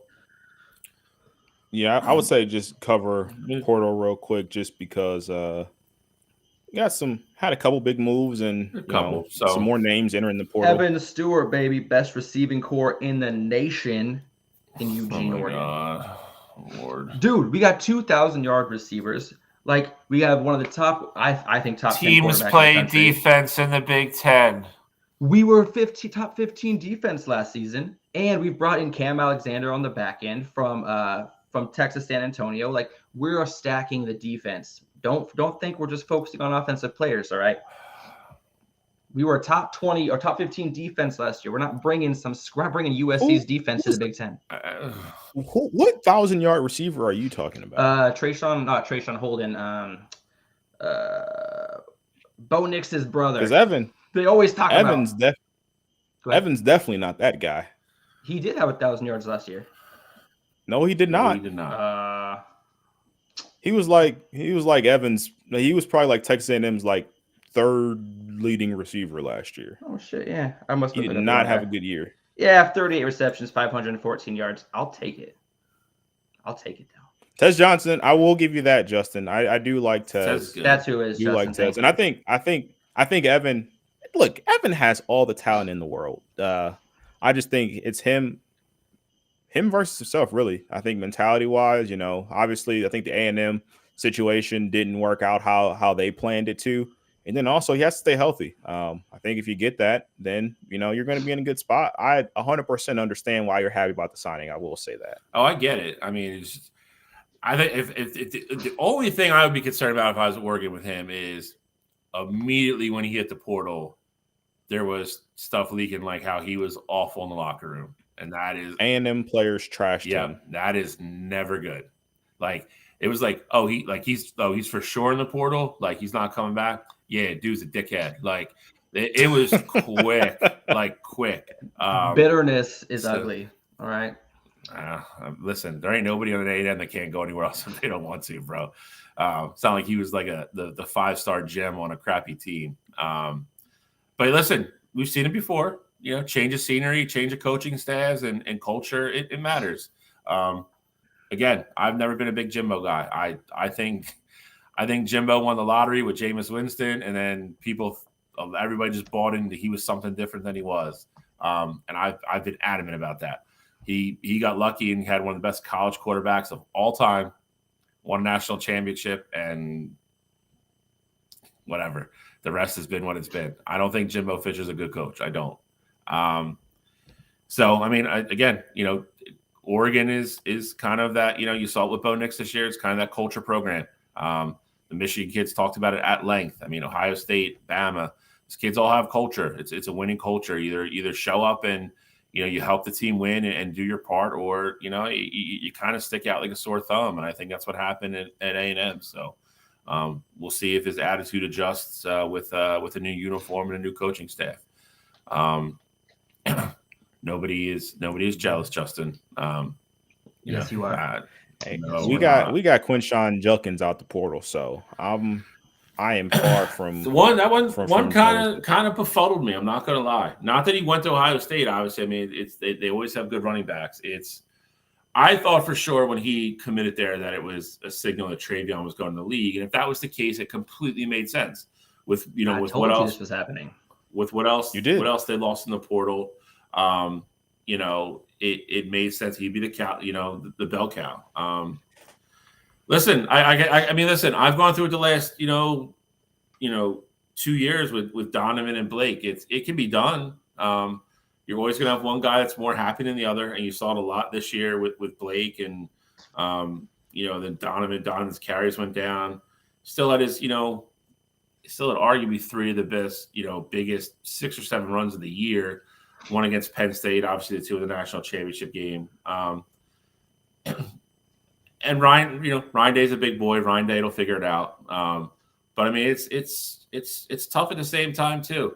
He's going to be used to going to being on the field 85% of the time, and getting 25 carries a game. That's not going to happen now. So he's going to love this though. You got to keep his legs fresh. Like for the whole season, instead of carrying the ball 25 times a game, he's going to be carrying it 15 times a game. Come late in that Big Ten schedule when they need those big runs, he's going to have fresher legs. So I actually love this move for him. He's done enough to solidify himself in the NFL. Like if he could have, all right, because I'm going off right now. I love Quinshon. I hate Ohio State. But Judkins is a superstar, and I think for his future, this was a great move for him. One, to conserve his health so he can go to the NFL and be successful. He knows his shelf life for running backs is not that great in the NFL, so he wants to conserve his body. So I think this is a great move for him. I'm happy he went to Ohio State, but I think him and his fresh legs is going to be the reason why Ohio State's able to push through some of the tougher part of the schedule this year. So I think it's a great move. Why do you hate Ohio State? We're not even in the same conference yet, according to you. I'm gonna tell you, if your team is OSU, I hate you. Oregon State, Ohio State, Oklahoma State. I got you. Who cares about Oklahoma State? Thank you, Justin. Justin understands. All right. I will say, I know I mentioned it last week. As soon as he hit the portal, I had already said, Ohio State players were recruiting him hard. His last teammate was gonna be the guy to try and reel him in. And I definitely thought, I was with you, Bill. I thought if Quinshawn was coming, that meant Travion was leaving. But Alex did tell us, last week that a lot of what went into it was going to be going somewhere where he felt comfortable splitting carries to have the fresher legs and, have that draft stock.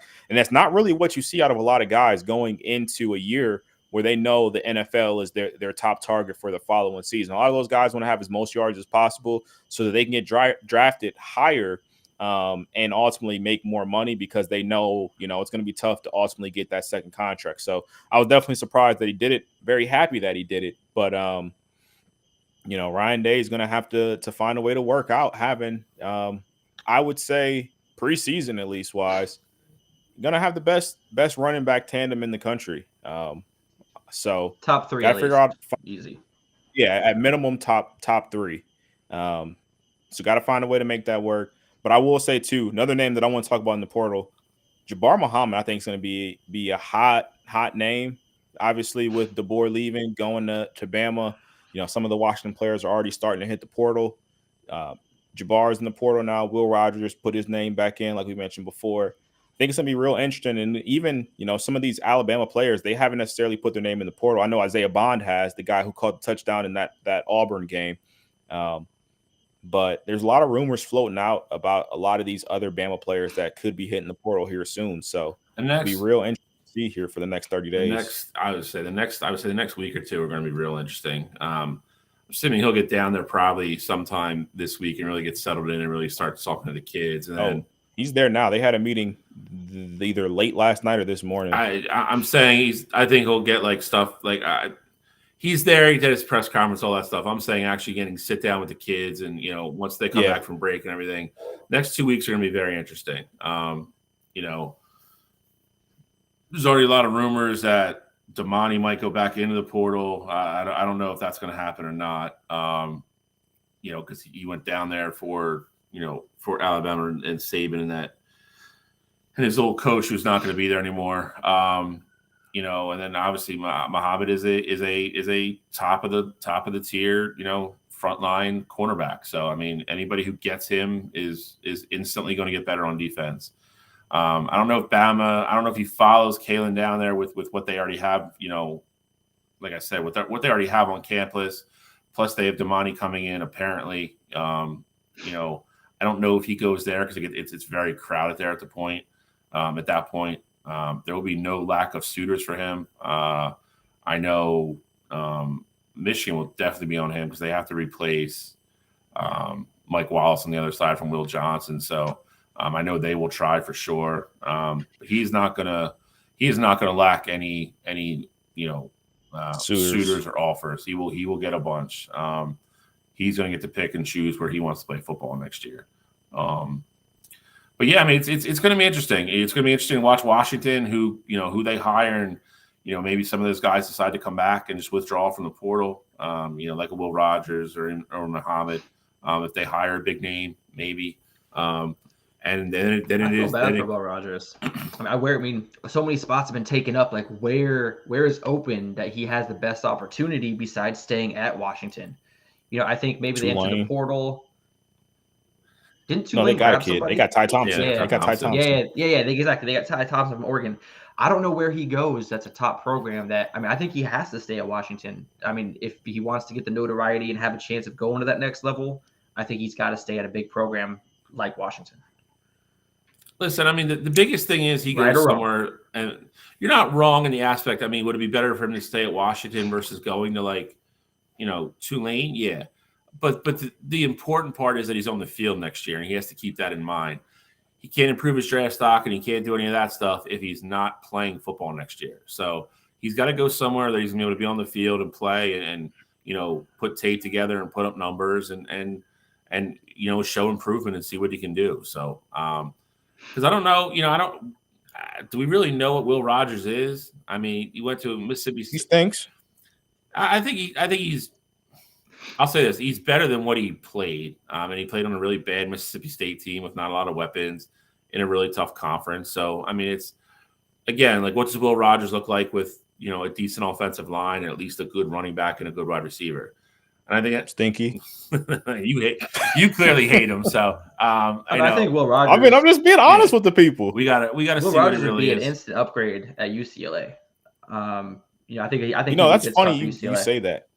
I was thinking that as well. I think UCLA could make a lot of sense there, but they already are bringing the kid that Dante Moore ultimately lost his job to. He's still there, so I don't know if you can. I think it's an upgrade, of course, but I don't know if you can even have that conversation with Chip. Like, hey, we got this young kid that's sophomore, or I think he's a redshirt. He's going to be a redshirt sophomore.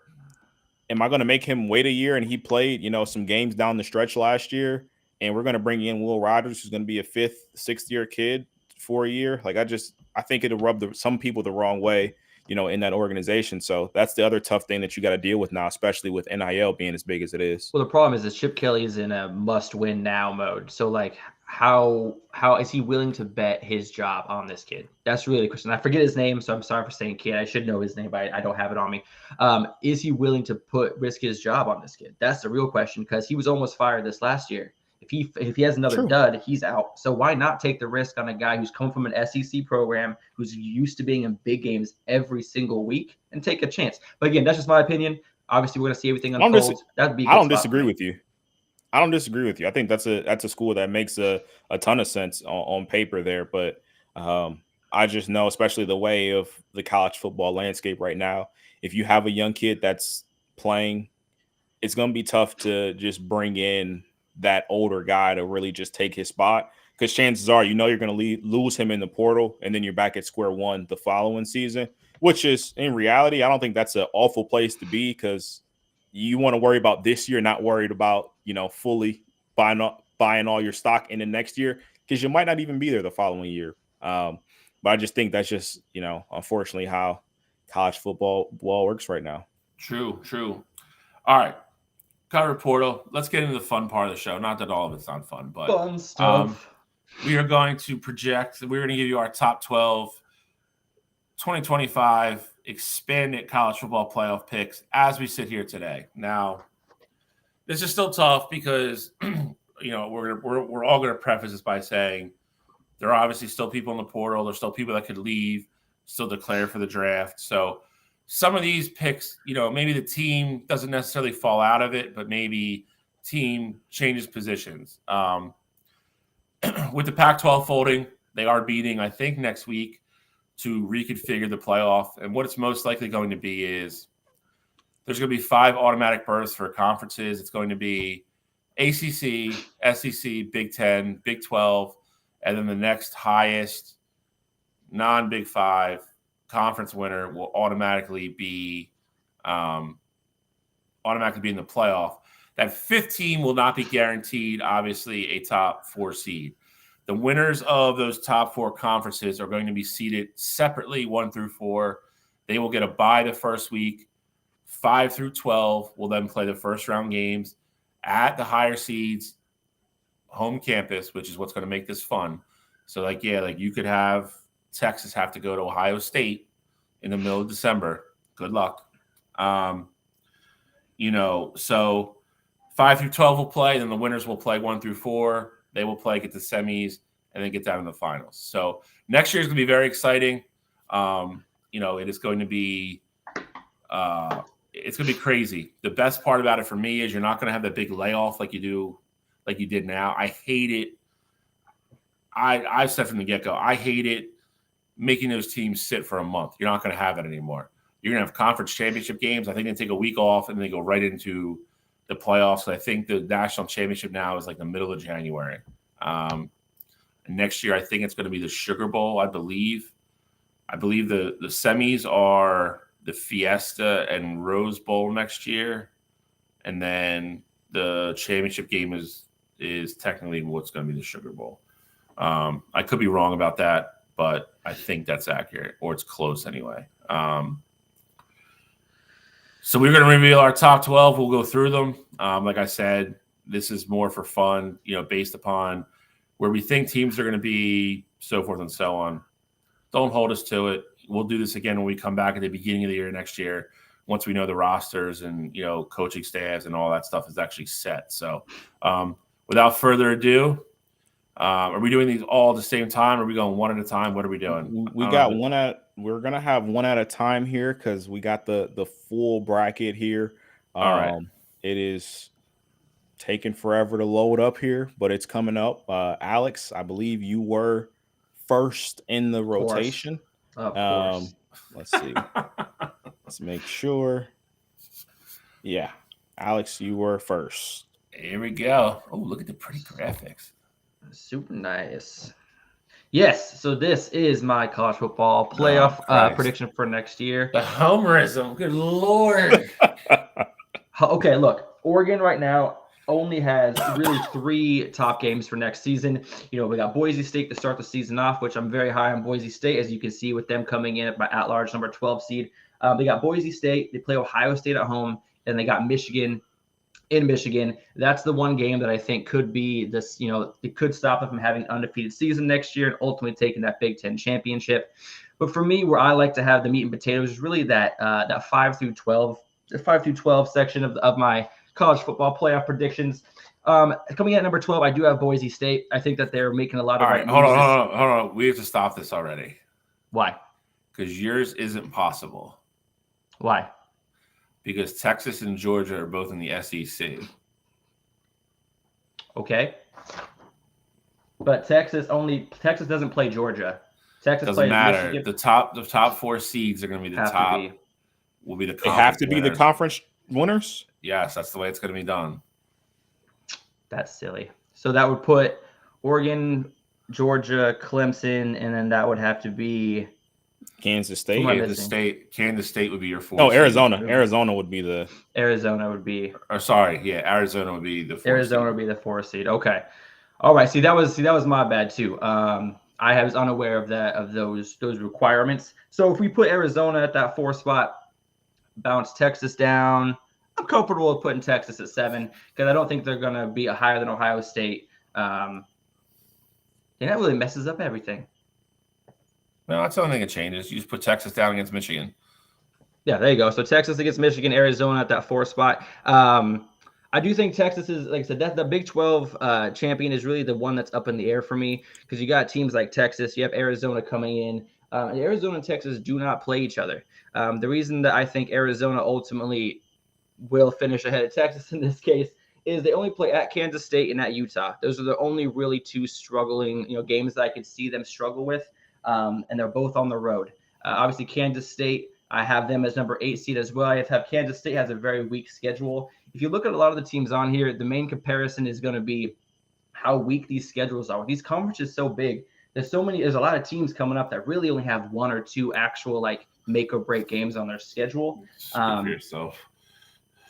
Okay, Mr. Big Boy schedule. Honestly, the one team that has the biggest, honestly for me, the hardest schedule is honestly going to be Georgia. They got Clemson. They play at Bama, at Texas, at Ole Miss, and they got Tennessee. And we're not quite sure what Tennessee is going to be like next season, but that's 5 big boy games that they got coming up. So Georgia's going to really have to put in the work in order to kind of make that college football playoff and get that number 1 seed.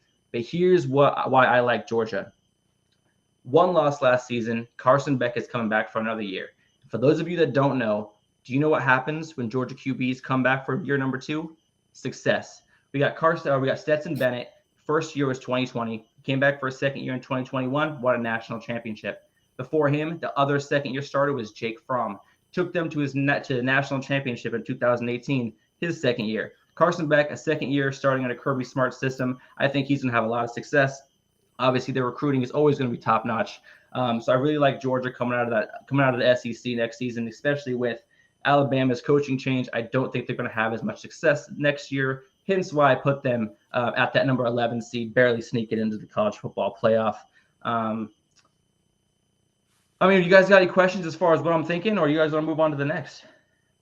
No, I mean, Are we going how we think these play out, or are we just? I would actually love to hear how they play out.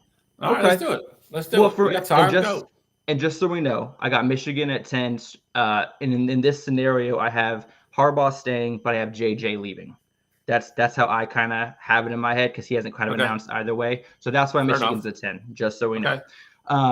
So I have so Texas versus Michigan. I do think with Quinn Ewers and not knowing who the Michigan quarterback is going to be, I do think Texas is able to pull off that win against Michigan.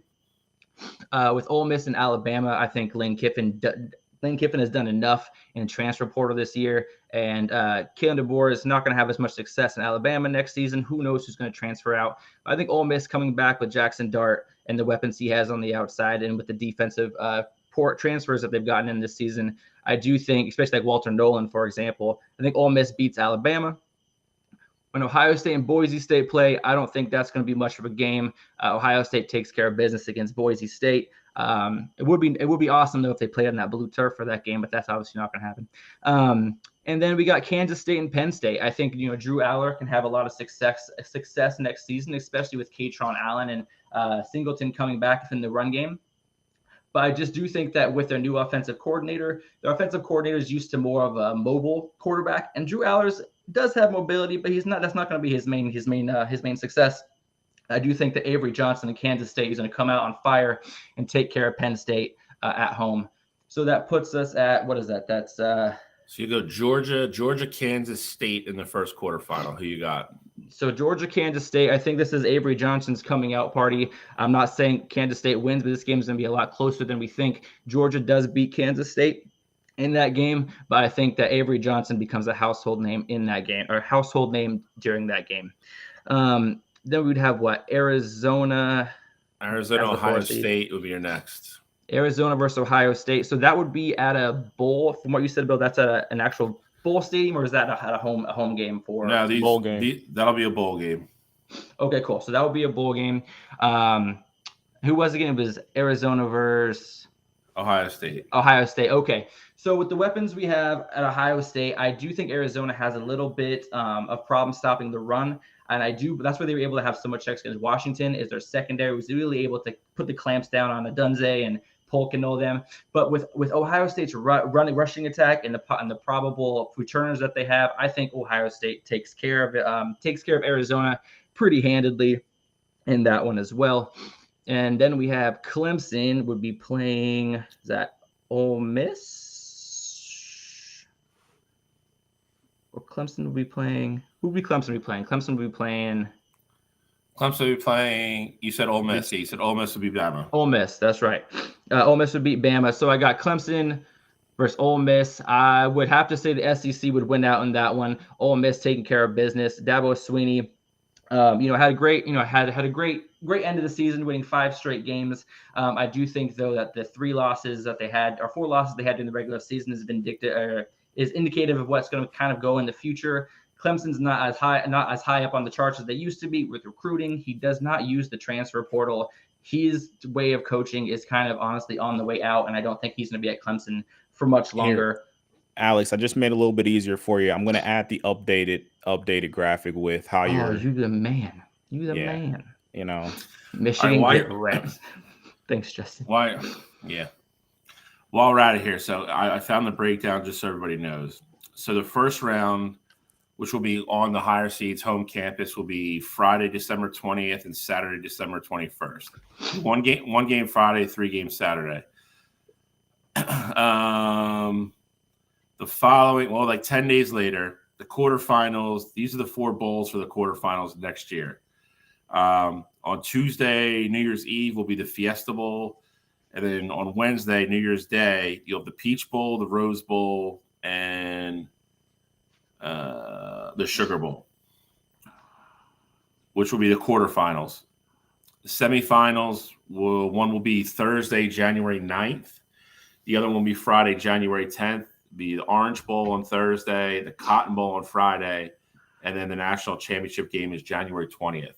So this will be the latest by far that college football has ever gone. So just to give everybody an update there, I was close with some of them. I was off on the other ones. Those bowls will all rotate, obviously, every year. Yeah, so perfect. All right, so now we got the updated graphic. So I got Georgia beating Kansas State, Ohio State beating Arizona, and then we got Ole Miss taking care of Clemson. Oregon versus Texas at the bottom. Oregon versus Texas, which is going to be a fantastic matchup. Obviously, as we already know, Dylan Gabriel knows how to beat Texas, and he's going to do it again next season in college football playoff with his weapons on the outside. It's going to be handled. So essentially, we got Georgia, Ohio State, Ole Miss, Oregon as the Final Four. Okay. So the matchups. That. So who would the matchups be? So it would be Georgia Ohio versus State? Ole Miss. Georgia, Ole Miss. Georgia, Ohio State, Ole Miss, Oregon. The bracket, they don't reseed after every round. They don't reseed okay. it. Okay. Thank you for clarifying on that. So we got Georgia, Ohio State, Oregon, Ole Miss. That's actually, I would not be upset. I would not be upset about that at all. That's a tough one because I think Ohio State has a chance of beating Georgia with the rushing attack. I'll say right now, Ohio State's going to beat Georgia. There we go. All right. So I got Ohio State. So I got Ohio State and Oregon in the national championship next year. Rematch. It sounds like it'd be a rematch of the Big Ten championship. What? So third time. There's no championship in the Big Ten next year, right? Yeah, there is. Oh, there is. Okay. Which conferences are getting rid of the championship? None of them are getting rid of the championship. Just most of them aren't. Like the Big Ten got rid of the divisions. Divisions. That's what they got rid of.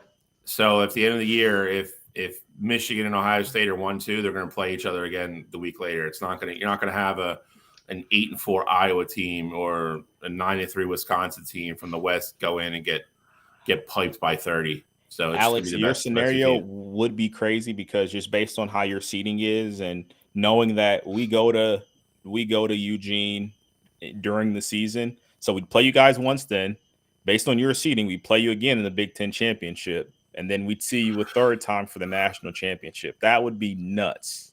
And we could see it happen. That's the crazy thing. The only honest thing that possibly could change, and y'all can make fun of me for this, but Cottrell saw my list, my first list that came out. It is possible that Clemson doesn't win the ACC and North Carolina State creeps in. I have a sneaky suspicion of how NC State's going to be this year. And I do think that they might be one of the front runners in the ACC once the rosters and lineups and everything is kind of announced. So that's my kind of dark horse team for next year is watch NC State. I mean, they had a good end of the year. They kind of shit the bed in the bowl though, so we'll see. So is this Alex? Are you saying Oregon beats Ohio State for a natty next year? Of course he is. Oh yeah, Oregon beats Ohio State for the natty next year. Let's go. Okay. All right. Or Mir Cottrell, who's ever going next? At least it'll be a realistic one. Hey, well, what are you talking about? That is a great bracket. That was a great bracket. So I'm gonna let my list marinate here. For the record, too, I had to change one thing here. You are out of your mind if you think Colorado is going to be the fourth best team in the country next year. By no means am I saying that. I just think their schedule is light. I think they're going to be a 2-loss Big 12 champion. That's where I'm at right now. But the way everything lines up, it just so happens that they fall in the 4 seed here. But I'll go through my first matchup here. I got Ole Miss.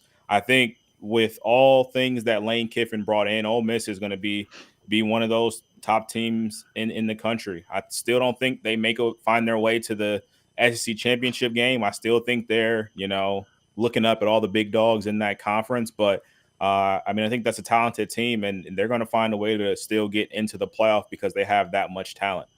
I got Michigan at 9. May seem like a little low. I think Jim Harbaugh's gone. I think JJ's gone. I think Jim takes the Chargers job, and once that happens, I think JJ is going to declare for the draft. And so in reality, I think that's a credit to Michigan because once Sherrone Moore takes the job, I do think it'll be in their terms a down year. I mean, they're coming off national championship year, but to still make the playoffs in his first year with all their losing all those seniors and things like that, I think that is a big accomplishment still. I would like Michigan to win that matchup. I think they would beat an Ole Miss team. Next up, I got Texas versus Boise State. Boise State seems to be the popular, group of 5 school here. I love the way their schedule lines up. They really only have one tough game. I think they could easily go 11-1 with their schedule. Plus, you're bringing in a guy as talented as Malachi Nelson. I think that you should dominate a lot of the games that you have. Plus, all the guys coming back. Then at Texas, you got Quinn coming back, and rumor has it they're going to get Isaiah Bond going to Texas as well to replace Xavier Worthy and Adonai Mitchell. So I think that's going to be a good combo for those schools there. Ultimately, I would have Texas winning that game there. Now, Penn State is the one that probably surprises some people, me having them as high as 6. I think Penn State's going to be the second best team in the conference next year. And before Ohio State announced all of the kids that were coming back this week, on Tuesday, I even texted Bill on the side. I was like, my 12-team playoff looks kind of nuts this year. I originally had Penn State slotted at number 2. I think that they should be, one of the favorites to win that conference. Drew Aller coming back. They brought in Julian Fleming. They have a great rushing attack with those 2 backs there. Justin, I get it. I know James Franklin is overrated. I just think they have too much talent to be denied. And the nice thing for them as well, they play Ohio State at home this year. And I do think Ohio State actually loses that football game. I think that's the only game Ohio State loses all season. But I do think they're probably going to make that one a whiteout. And, I think Penn State's going to be primed for a great season next year. Number 11, I got Notre Dame. I know Alex didn't have them on his list. I think Marcus Freeman is going to benefit from having a light schedule. And again, he's a guy who hits the portal hard for his quarterback. Last year he brought in Sam Hartman. This year he's got Riley Leonard. Riley Leonard's a winner. I don't think he's going to ever light the world on fire, but I think with the way Notre Dame's rushing attack looks, plus Riley Leonard not really making mistakes and really just having that veteran leadership on that team, Notre Dame's going to be a force to reckon with there. Ultimately, I do like Penn State to win that football game. And then the last matchup, Alabama versus Oregon, the Dan Lanning Bowl for my purposes here. I think Dan Lanning turned down that job. I think it was offered to him, and he turned it down. And then you got Kalen DeBoer. Kalen DeBoer, Dan Lanning going back at it like it's still the Pac-12. Ultimately, though, I do like Oregon to advance in this matchup. I know they're the lower seed here, in my opinion.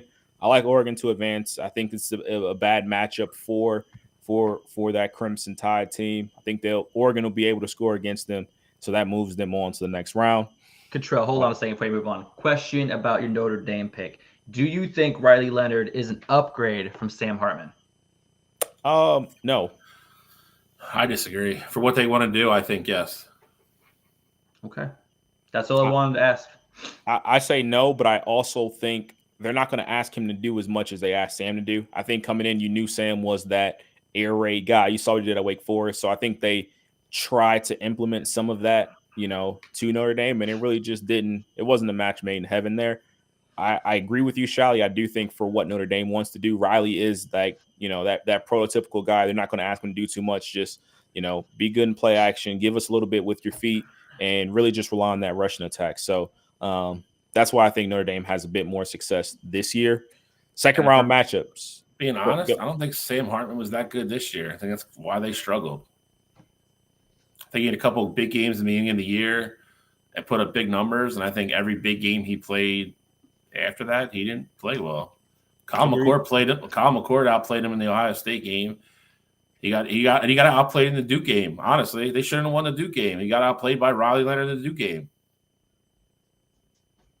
Agreed. I can't disagree with you there. All right, Control. Sorry to get off on a tangent. Continue. Oh no, you're perfectly fine here. But next round matchups got Georgia versus Michigan. I think that would be a great football game. Ultimately, though, I do think Georgia is going to be a little bit too much for Michigan. I would have Georgia moving on to the Final Four there. Texas versus Colorado. I think this is the game where Colorado finally meets their match, and I think they get steamrolled. I got Texas huge in that game, 20+. But for what Deion wants to do, I think that would be a success for that Colorado program, just making it to the college football playoff. But I like Texas moving on to go to the Final Four. Penn State versus Florida State. Florida State's a school, again, you didn't see Florida State on Alex's list. I know a lot of people think they're going to have a down year. I think their schedule is light, and they brought in DJU from Oregon State. I think Mike Norvell can coach. I think he will be able to win games in that ACC. And again, with their schedule being the way it is, I really only think there's only one matchup on their entire schedule I think they could potentially lose, and that's the game against Clemson. But the luxury for them is that game is going to be home this year. They went to Clemson last year, so I do think that Florida State could potentially find a way to even have another undefeated season this upcoming year as well. But I do like Penn State to actually beat Florida State, so that would bump them over to the Final Four. So right now it's looking like Georgia, Texas, Penn State, then Ohio State versus Oregon. It is extremely hard to beat a team twice in the same season. I do think you will see Ohio State knock off that Oregon Ducks team. I think they're going to be able to put up points against them. While Oregon's offense is great, I think with all of what Ohio State is bringing back defensively, I think they're going to have an awesome shot to slow down that Oregon offense. And again, they're going to be seeing it for the second time of the year. So I would have Ohio State moving on. Looks like you'd have Georgia versus Texas in a semifinal, which would be awesome. And then you'd have Penn State versus Ohio State again. Georgia, I would take over Texas. I think, just with what Georgia has, it's going to be a little bit too much for Texas. I think they'll be able to slow down Quinn Ewers. And then with Ohio State versus Penn State, I would have Ohio State advancing to the championship. Ultimately, without just wasting too much time here, I would pick Georgia to beat Ohio State in the national championship next year. I think it'd be a great game. The reality of it is that as much as I love Ohio State's roster this year, if I'm being 100% transparent here, I trust Kirby Smart more than I trust Ryan Day. So I think Kirby Smart would win a national championship in a really tight game, and it'd be great for Ohio State. I think it's enough to keep Ryan Day's job, but I like Georgia to win. It'd be 3 out of 4 years. So that's my playoff. Cottrell, so I mentioned that like NC State was my kind of like dark horse team to possibly crash the party. Do you have a team that you're watching out for next year that's not on this list that could potentially break into the party? I don't want to say necessarily dark horse. I do think Arizona is the one team that could, or if Colorado doesn't win the Big 12, I 100% think it is going to be Arizona. I just don't think the Big 12 is strong enough to get 2 teams in. So that's ultimately why I went with Colorado here. In terms of just like schools completely out of the blue, I don't really have one. I mean, I think A&M could potentially make some noise with Elko being down there. But yeah, I don't really have any other schools that I'm like necessarily really like super high on. All right. Let's see what Bill's magical list looks like. All right. I will start with that does make sense. Yeah. I will start with the 8-9 matchup. Notre Dame versus the Oregon Ducks. Though I think it's hilarious that I have Oregon 10, you have them 9. So like we see Oregon very similar. And then of course Alex got them at 2 being national champions. Not saying you might have Oregon being champs, but I don't. But that being said, I think they're going to come in. I think they're going to have a very nice year. I think there's a couple games they're going to stumble here and there, but I think they're a very, very good team. I think they make the college football playoff. If I didn't think that, I wouldn't put them on here. I'm not doing it for lip service. I think Oregon's a very good football team. I think with what we know for sure is coming back at Ohio State and what I think / what I'm starting to hear trickle out at Michigan is coming back. I just think those 2 teams are better. It's not a slight against Oregon. I just think the core of what's coming back at Ohio State and Michigan are better. Got them against Notre Dame in the 8-9 matchup, and I will tell you point blank, I think Oregon wins that football game. I think it's a horrible matchup for Notre Dame. I think Oregon will be able to move the football. I don't think Riley Leonard will be able to do enough against that Oregon defense. And I think Dylan Gabriel and the boys move the ball, and I think they advance to play Georgia in the quarterfinals. Next, I have Texas, who is my runner-up in the SEC. That's why I have them 5 against Boise State, who looks like we all agree is going to make it, is going to probably be that 11-1, maybe 10-2 best group of 5 team.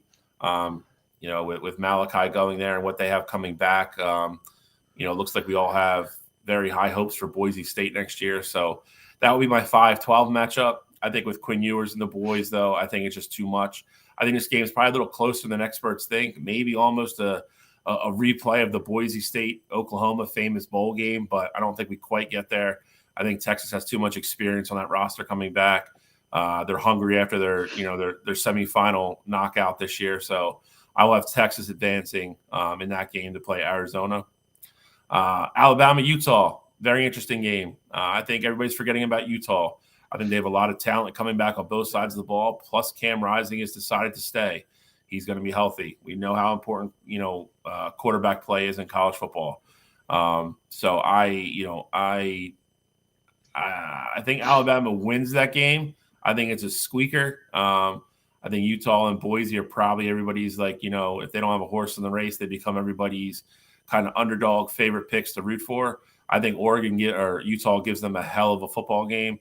I do think Alabama advances, though. 7-10 matchup, Ohio State, Ole Miss.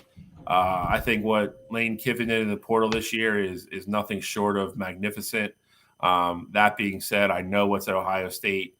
Adding Butkins and we'll see what Will Howard is and isn't. I think that's the biggest question mark. Emeka coming back is huge, obviously, plus what they have coming in another loaded wide receiver class. And they had a couple key guys this week as well on defense say they were coming back. Sawyer's coming back, I believe, Cottrell. Everybody's coming back that was draft eligible, not named Marvin Harrison Jr. and Michael Hall. Okay.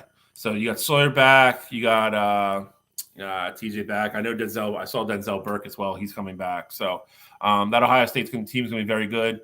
I think they're better as a whole on both sides of the ball. So I think Ohio State advances out of that game to play Michigan again. I'll start up top. I have Georgia versus Oregon. I think it's a hell of a football game.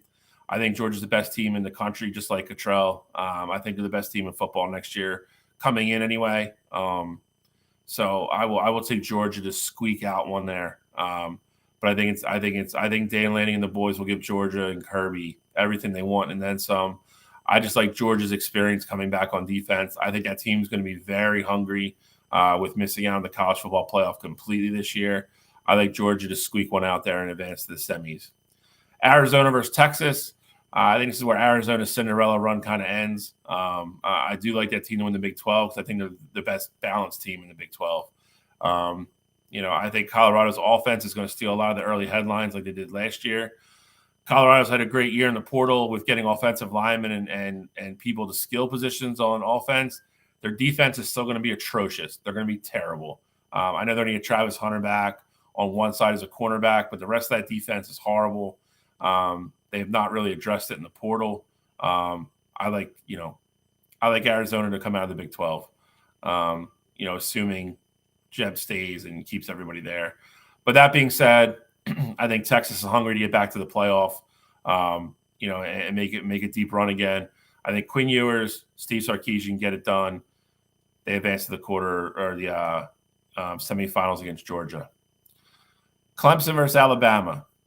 I think Alabama has too much. I think Alabama, Kalen DeBoer, I think they maybe struggle a little early in the year, not quite sure, get their identity going until they figure out what it is. Kind of a lot like this year. I think Jalen Milroe and company rally the troops. I have Clemson winning the ACC just kind of as a default because I know DJU's going to Florida State, but I think Florida State is just losing so much. I like Mike Norvell a lot. I think he's a good coach. I've made that abundantly clear the last month. I think Clemson just has the most coming back, and DJU, he still just doesn't look like the kid we all thought he was going to be. I'll leave it at that. I don't think he's enough to get Florida State over the hump during the regular season against Clemson. He is just say what it is. He's average. He's above. He's above average, but he's not great. He's not the superstar prospect we all thought he was. I have Alabama getting past Clemson. to get to the semifinals. I have Michigan number 2. The Raiders job looks like it's off the board already. The Bears job didn't come open, and he is not even interviewed for the Chargers job. I don't think that's going to become a thing, and I think the other openings he doesn't have interest in. I think Harbaugh's coming back. I've said that from the get-go. Harbaugh comes back. I think JJ stays. JJ stays. Donovan's going to stay. I think Donovan is the most cemented in staying because he will be the number 1 next year and be able to show what he really is. I think with what they have coming back, if those 3 stay, they have 8 of their top 14 coming back on defense. That's the crazy part of that team. Everybody thinks that defense is graduating. It's not. They will have 8 of the 14 back, and out of those 8, 7 are starters. That defense is going to be loaded, and I think they pick up a cornerback somewhere. That's why I have Michigan number 2. Obviously, if that is all different, I think Ohio State's the best team in the Big Ten. So I have Michigan at 2. I'm not being a homer. I have them at number 2 under the impression that Jim Harbaugh, JJ, and Donovan are coming back. If any combination of that is different or they all leave, they are not my number 2 seed. Ohio State will be. So I'm going on record saying that right now. For what it's worth, Bill, 3 hours ago, Rap put out a report. The Chargers and Jim Harbaugh are meeting this week. Okay. I mean, I know they're bringing other guys in too. Again, I'm not saying he doesn't take the Chargers job. I'm saying that is the only job left that I think he would take. And if he doesn't take that, I think he's 1,000,000% staying at Michigan. He'll sign the extension, and then I don't think we're talking about this anymore. But again, I'm under the guys. That's what it is. That's why I have them at number 2. They'll play Ohio State. I think this gets interesting because, I mean, this is a theory the 3rd time they could possibly play during the year. And I think that's kind of crazy. I didn't realize that was going to be the matchup when I originally did this. I think it's a barn burner. I'm not going to pick Ohio State. So you better not. So, I'm going to pick Michigan. But I wouldn't be surprised either way that game goes. I think seeing a team for the 3rd time in the matter of, at that point, they're going to play each other last. They would play each other the following week. Yeah, 3 times in 5 weeks. There's probably going to be a bunch of fights. I mean, that could be the best it could be the best Michigan-Ohio State game ever. That being said, I'll have Michigan advance to play Alabama again in the semifinals. I will have Georgia beating Texas. I think they're the deeper team. I think Texas I think with what they lost on the outside this year, I think that kind of plays in the factor of Georgia's defense. Georgia's hungry. I know they both are going to be licking their chops for a chance to get to that national championship game. I think Georgia's just a little bit deeper, and they both have good quarterbacks coming back. I'll take Georgia's defense over Texas's defense in that one. So give me Georgia to advance to the college football championship game. And in the second game, Alabama versus Michigan, I think we get a replay of what happened this year. I would like Michigan to advance again. I don't think Alabama will be as good next year as they are this year. I know Milroe is going to probably take a step, but I think with that Michigan defense again, I think it's too much for him to overcome. And Michigan will do what they do on offense. So I will have Michigan versus Georgia in the championship game. This is the rematch that a lot of Michigan fans have been clamoring for since the first year that we made the college football playoff and got our asses kicked by Georgia. But that being said, unfortunately, I think it ends the same way the first one did. I think Georgia is your national champion next year. I think Michigan makes it a very close game. I think they give them hell, and it's not a blowout by any means. I think Georgia makes a play late to get it done. So I'll have Georgia beating Michigan in the final. So I got Georgia, Bill, you got Georgia, and then Alex has Oregon. Well, of course. So two realistic picks and a homer pick. Got it. Oh my goodness. I can't wait until we see Dylan Gabriel in the Big Ten going up against Big Ten defenses. That'll tell me everything I need to see. Like that first matchup, I don't even know who they're like the first one in the Big Ten is going to be, like the first good team in the Big Ten. But the first good. So Oregon's toughest 3 games next year is Boise State start off the season, Ohio State middle of the year, and then Michigan towards the end in November. So I think Ohio State's honestly the first big test, and then I know you guys think going to Wisconsin, man, is also going a tough to test. Wisconsin is going to be. I'm telling you, it's one of the toughest places to play, bro. I'm telling you, it is not the walk in the park that you're expecting it to be. Many very, very good teams have gone up there and lose. Y'all forgot how hard it is to come to Eugene, the Autzen Stadium, which Control has to do. I do not. So I'm not this year. Not this year. I'm not saying that that's an easy task by any means. Like, I won't disrespect Autzen, but I'm just saying going to Camp Randall in late November when it's cold and the stadium is still rocking, like, if you're not ready for that, it's way different than any atmosphere over in the Pac-12 outside of Oregon. That is true. Okay. That's an accurate statement. Got to jump around. Okay. Don't be losing when jump around comes on. All right. Well, so now that's where we all sit. Like I said, mine could change very drastically, very quickly. The other two, I think. Yeah. Cottrell and Alex's are probably more, steady and less reliant upon what possibly could happen the next week to 10 days. So mine is actually based on, I think JJ's got nothing left to prove in college. I don't think he'll improve his draft stock next year. So I think he's going no matter what. I do think I think he's 50-50 with the Chargers job. If they offer it to him, I think he takes it. If they don't, then I think he's back. Yeah, I think if Jim stays, I think Jim asked JJ to stay, and I think JJ stays. I do think he can improve his draft stock, to be honest. But they don't throw the ball enough. Like, I think you've seen what you're going to see out of JJ. Looks like it's good after. Whoa, calm down. That's just disrespectful. That's just. That'll get you kicked off this show. Look at the stats comparatively, and tell me I'm wrong.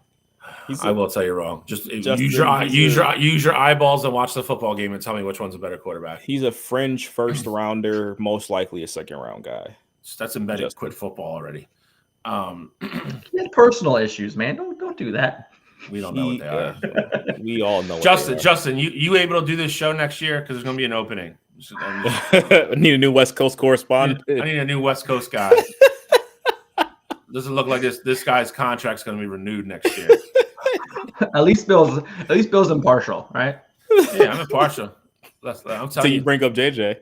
Yeah. Listen, I didn't tell you to say like JJ's better than Caleb Williams. I am very, very, and Cottrell will tell you this. I am very honest and unbiased in what JJ is. Don't tell me he's Stetson Bennett, bro. That is the most ridiculous thing. That might be the worst take on this show so far. That's impossible. I've said a lot of shitty takes. All right. We're going to finish up this show with some awards. Best of this year. I don't know how many do we have? 6. Like six. Did we cut Team of the Year out? You already know who that is. That's Michigan. So I don't think these guys are going to give me They were in a category by themselves. Like, who do you? It'd be different if Liberty would have ran the table and been 13-0, and then you had like some other. In the bowl game, Kalen, that would have been a different story. But but you only got one undefeated team in the entire country, so you get. I'm not saying it by default, but you get it by default. You're the only undefeated team; it's yours. Congratulations, Bill. You ran unopposed. Okay. I wanted one more banner and one more trophy to put in the case, but it's all right. I understand. So where are we starting? What is the first award? Transfer of the Year. All right. This is a 2-horse race, in my opinion. Facts. I kind of gave away who I'm not picking about 7 minutes ago. Shador Sanders, Colorado, came over from Jackson State with his daddy Dion. Sam Hartman transferred from Wake Forest into Notre Dame, and then Keon Coleman transferred into Florida State. Where was he from? Why do I not know this? Michigan State. Yeah. Duh. That's why I started to suck. We'll snake these. We'll do this like we do on Wire. So like this one, we'll just go how we are on the screen. Alex, you go first on this one. I'll go second, Cottrell, and then we'll reverse it for next one. And if there's a tie, then we'll leave it to who's ever in the group chat with Justin. It looks like it's just him though. No worries. Yeah, say when we look at Keon Coleman, at the beginning of the year, he had a huge impact on Florida State's early success. In the last 5 or 6 games, though, he was constantly double teamed, especially after Jordan Travis went down. His production kind of also fell off, so that 658 yards isn't really vindictive of the impact he had on Florida State University. Sam Hartman ultimately came in to lead Notre Dame to the college football playoff. That did not happen.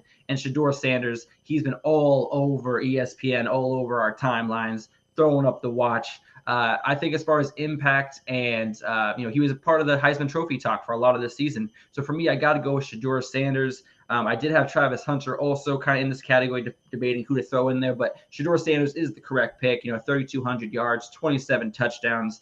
I'm excited to see what he's able to do. So for me, transfer of the year goes to Shedeur Sanders. I'm going to take the shock or the surprise factor of this. I think the answer is obviously Shedeur Sanders. I think if Keon Coleman could have, he missed a game or two himself. I think if he was healthy all year, and Jordan Travis stayed healthy all year, I think he had the potential to win this award. Sam Hartman, I think he had a good year. I don't think he showed up when they really needed him, and again, I don't think he had the year that some Fighting Irish fans would lead you to believe that he had. I just don't see it. Shedeur Sanders is kind of single-handedly the reason they won their first 4 games and had any kind of success that they did this year. Kid had a hell of a game. Like Alex said, he was in the Heisman conversation through about week 6 before they really went into nosedive mode. But the kid had a hell of a year. To go from Jack State to Colorado and put that team on his back, I think he's the runaway winner with this. Shedeur Sanders for me. And I'm going to go clean sweep here. I got Shedeur Sanders as well. I mean, what you guys have said, really sums up everything. And I think, obviously the media getting behind Shedeur bumped up some of that status for him as well. But I mean, if it weren't for Shedeur, I know they only won 4 games last year. If it weren't for Shedeur, they probably wouldn't have won the 4 that they did. And then not even just that, thinking about the games they didn't win, you look at Arizona was tight. They're a missed field goal away from taking that game to overtime. Against UCLA, they're the 1 possession loss there. Against Oregon State, 1 possession loss there. So Shedeur kept them in a lot of these games. And that back half of the year, he was playing hurt. So impact, what he did on the field, I think Shedeur has to be the guy there. And I think makes sense that he's a clean sweep here. All right, Shedeur takes some transfer of the year. Best single game performance of the year. Jaden Daniels versus Florida scored 19 touchdowns. Ray Davis had a hell of a game at the beginning of the year when we kind of thought Kentucky might be something we all missed. 26 carries, almost 300 yards, 3 touchdowns. Then Ollie Gordon against West Virginia. Just a different kind of performance. This one is a little bit tougher. I know where I'm going, but I'm going to let Cottrell go first. So this one is easy for me. I'm going with the guy that had not only the most touchdowns, the most total yards. I know he played quarterback, but Jaden Daniels versus Florida was absolutely incredible. 234 yards rushing. That's absolutely insane. The other 2 performances, I don't want to slight those by any means, but when you have over 600 total yards of production by yourself with 5 touchdowns, it's hard not to give you the single game performance. I think this game was huge in Jaden Daniels ultimately going on to win the Heisman Trophy. So I got to give the Jaden Daniels with this one. I am going to agree with you. I think this is closer to what I think for me, just because if you are a running back, you only have the chance to carry the ball. I mean, unless you catch the ball out of the backfield, but most college teams don't do that. So his really only opportunity is to run the ball. 29 carries for 282. That's almost it's almost 10 yards a carry, 4 touchdowns against West Virginia. That is about as good as you can do as a running back. So I mean, I feel like comparatively speaking, he pretty much hit the ceiling for what a running back's performance could be. That being said, Jaden Daniels, almost 600 yards of offense, 5 total touchdowns against Florida. It is, Cottrell kind of said this, kind of the signature moment that really put him on the Heisman map and kind of was like, yeah, this is probably the guy everybody's chasing.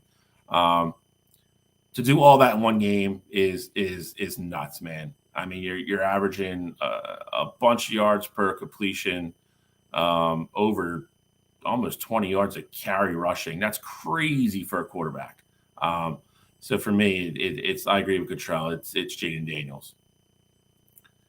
Yeah, I mean, I remember watching the Kentucky versus Florida game, and I just thought, dang, don't even call anything besides handoffs to Ray Davis. He was absolutely dominant against Florida. Ultimately, he's the reason they won that game. Ollie Gordon, he was really the focal point of their offense the entire season and put up, video game numbers multiple times. But there was a time this year when we were talking about Jaden Daniels not even being close to Heisman considerations due to the lack of success with LSU. And I think it was this game that ultimately put him back on the map and solidified him as a front runner. So I think the Jaden Daniels wins this by a landslide. I think for me the second choice would have been Ray Davis, the way that he was able to carry Kentucky on his back against Florida in that game. But for me it's Jaden Daniels. I mean, almost 600 yards, 5 touchdowns. I mean, absolute complete efficiency, 17 for 26 through the air. And the one thing I noticed in this slide here is Florida lets up a lot of big performances. But for me, it is Jaden Daniels. I think this is the ultimate performance that put him in the forefront of people's minds for the Heisman Trophy. So I think Jaden Daniels takes the sweep. All right. Coach of the year. I didn't know we were doing this one. All right. Kalen DeBoer, 13-0. Obviously took upstart Washington all the way to the national championship game. You got Nick Saban, got his team to the semifinals, won the SEC again this year. Beat a really good Georgia team, lost in the Rose Bowl. Steve Sarkisian, 12-1, Big 12 champs, another college football playoff coach, and then Jim Harbaugh, 13-0, national champion coach. I feel like we're not going to agree on this, so this one will be interesting. So, Alex, you're up first on this one. Yeah, no problem. So obviously the clear choice I feel like for people who weren't able to watch the full college football season would be Jim Harbaugh, national championship coach, undefeated season. You can't really argue with that. For me, I can't give it to Jim this year, really, because he only coached half the season. The rest of his staff really kind of took him through a part of the schedule that he wasn't able to coach with. So I can't really put him. Maybe he gets half the award. All right, but I only put Jim in there really because his team won the Natty. But him only coaching half the season really kind of takes him out for me. And for me, the winner is honestly Nick Saban. I mean, there was a time in this year after they lost to Texas where we were like, Alabama's done. Alabama's losing 2-3 games this year. They are not making the college football playoff. And he took an Alabama team that we literally chose against every single week. I believe all three of us said begging to be beaten at one point about Alabama. I think Nick Saban, being able to come back, beat Georgia, take the SEC championship game, and make it to the college football playoff before he ultimately retires. I think that Nick Saban is the coach of the year, what he was able to do with Jalen Milroe. Really, if you look at their play calling at the first 3 games of the season, once they really handed Milroe the starting job and their play calling tendencies kind of changed up, he really adjusted his coaching style to make this team successful. So I think Nick Saban has got to be my coach of the year for what he was able to accomplish with a roster that we thought may not get to the point that he did this season. So that is not where I thought you were going to go, which makes this kind of interesting. I was actually kind of leaning Saban here. I'm not going to give it to Harbaugh because, the fact of the matter is he missed 6 games. If anything, I would have nominated Sherrone Moore for steadying the ship and not blowing it while he was gone. I'll make this interesting so it goes to Cottrell, so we actually have some mystery here. I'll go with Kalen DeBoer. I was going to go with Saban, but I'm going to go with Kalen DeBoer.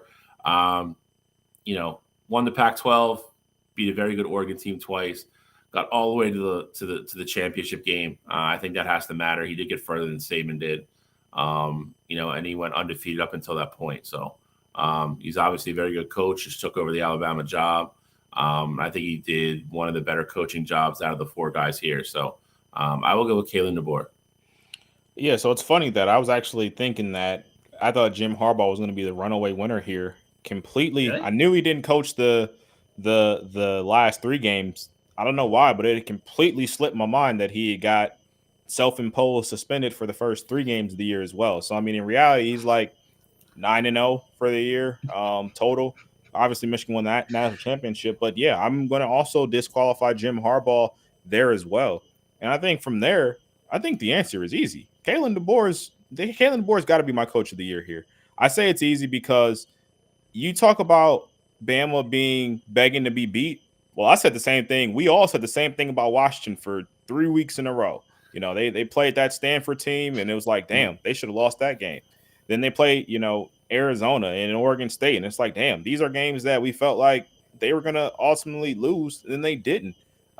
Nick Saban obviously lost the 1 game. You look at the other game against USF and even Auburn. USF more so. I mean, I think that's a good gutted out win. Auburn had no business losing that football game, and I know they did. But for me, Kalen DeBoer, I think what he did with what he had, a lot of talent on that Washington team. I don't think anyone still expect them to go to the national championship or even go to the college football playoff this year. So I got to give it to Kalen DeBoer making it happen with what he had. For the record, Washington was preseason number 5. So, I mean, they did expect them to have a lot of success this year. Just saying. Preseason number 5 does not get you to the college football playoff. Facts. I'm just saying you said no one expected them to be there. Clearly, the polls did expect them to be damn near close. So I can't give it to DeBoer. That's not – where did they have Bama? They probably had Bama at 2. True. I hate preseason rankings. But I had to put Harbaugh on here just to say that he didn't coach half the season. I had to throw some shade at Bill. You throw all the shade you want. He's the guy who got the last laugh. All right, offensive player of the year. Non-quarterback. This is loaded, as you can see. You got Malik Neighbors from LSU, almost 1,600 yards receiving, 14 touchdowns. Ollie Gordon, we talked about earlier, Oklahoma State running back, 1,700 yards rushing, 21 touchdowns.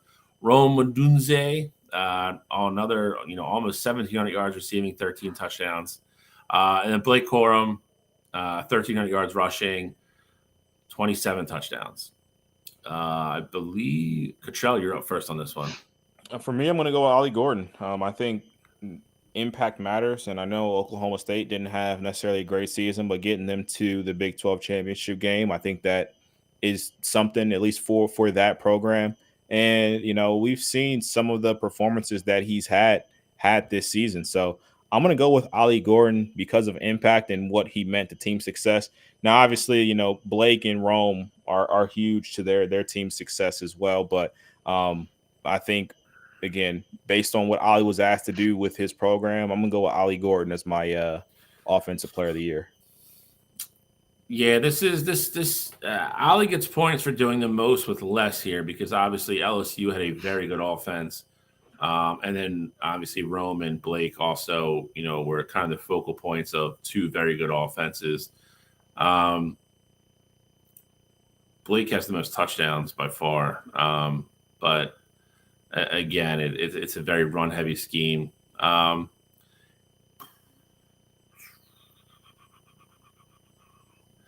I am going to go. I thought I made this a pretty good list to choose from. Yeah, this one's. I mean, you could legit make cases for all 4 of these guys. And yeah, I mean, this Marvin Harrison Jr. didn't get on here just strictly for production reasons, but that's another player that could have easily been on this list too. So there's a lot of good players this year. I don't actually, Justin. And if I'm being 100% honest, if I rank these 1 through 4, Blake's probably 4. I agree with that, and I know who my number 3 would be as well. And I think the world of Blake. It's just I know Donovan Edwards could have done the same thing behind him. And he's. I mean, it's hard for me just really hard for me not to pick Ollie, and I think that's where I'm going. I'm going Ollie Gordon. All right, well, my pick won't matter because Ollie Gordon has already won this, but I want to just bring a little bit of attention to this. There was a 3-game stretch where Ollie Gordon accounted for almost 1,000 yards and 8 touchdowns. There was Kansas, West Virginia, and Cincinnati. There was a stretch there where he averaged 230 rushing yards. And the game against Kansas, he had 116 receiving yards. The dude is truly dual threat. This is only his rushing yards, by the way, with the 1,732 yards. If you include his receiving yards as well, he's almost at 2,000 yards for the season if he's not eclipsed that amount. Ollie Gordon is the only reason why Oklahoma State made it to the Big 12 championship. Malik Neighbors, he had a Heisman Trophy winner throwing to him. He had a fantastic season. Rome Odunze, he had a Heisman Trophy finalist, and Michael Penix throwing to him. He had a great season. Blake Corum obviously breaking Michigan's fantastic rushing record and leading college football this season in touchdowns. But you guys are right. I got to give it to Ollie Gordon. 1,732 rushing yards, by far the best running back in the country, and truly carried Oklahoma State on his back. We got to give it to Ollie Gordon. Anyone else would be an insult. Defensive Player of the Year. Laiatu Latu from UCLA, 13 sacks, 2 interceptions, 2 forced fumbles. Peyton Wilson, 138 total tackles, 3 interceptions. And Xavier Watts, 52 total tackles and 7 interceptions, which is nuts. Leading the country. And he's coming back next year, which is exciting. See what he can do another year. Yeah. Alex, I think you're first on this one. Yeah, I mean, when I look at this, there's a lot of defining factors. But one thing that really jumps off for me is, Laiatu Latu, and it was 13 sacks, 2 interceptions, 2 forced fumbles. The UCLA defense was honestly one of the prides of the Pac-12. Was able to do a lot of good things. Xavier Watts, he was constantly every single week lining up against teams, top wide receiver threats. He had a great game, only allowing a couple big catches to Marvin Harrison Jr. We had to guard him as well. For me, I gotta go with the guy that's going to make the biggest impact on the next level and had the biggest impact on his team, and that's Laiatu Latu. The 13 sacks, that is incredible. He already improved, and that's an improvement from last year with his 10.5 sacks to 13 this year, 2 forced fumbles, 2 interceptions. Not to mention the amount of pressure that he applied to the backfield of all the Pac-12 quarterbacks this year. I do got to give this one to UCLA's Laiatu Latu and wish him all the luck in the NFL this upcoming season. But he's by far my Defensive Player of the Year. Being able to watch him every week, obviously as a man who watches a lot of Pac-12 football, I got to see him more than you guys probably did. He's all over the field. He reminds me of Fred Warner as far as how he's able to cover sideline to sideline. So for me, Laiatu Latu is going to be the Defensive Player of the Year in this category. So this is interesting because this kind of boils down to what you value here. What you think is more valuable, the valuable attribute of a defensive player. You got Laiatu Latu, who is, the edge rusher type guy, the disruptor, 13 sacks, 2 forced fumbles, 2 interceptions. You got Peyton Wilson, who is the kind of do everything linebacker, anything that comes through the line, the guy tackles them. I mean, 138 tackles is nuts, especially on a college team where they play less games. There's the elite NFL tacklers, middle linebackers, some of them don't get to 130 a year. So to do it in 10 or 11, 12 games is nuts. And then you got Xavier Watts, who is the back end guy. Do you value the corners, the corners and the back end guys that break up pass plays, have interceptions, stuff like that.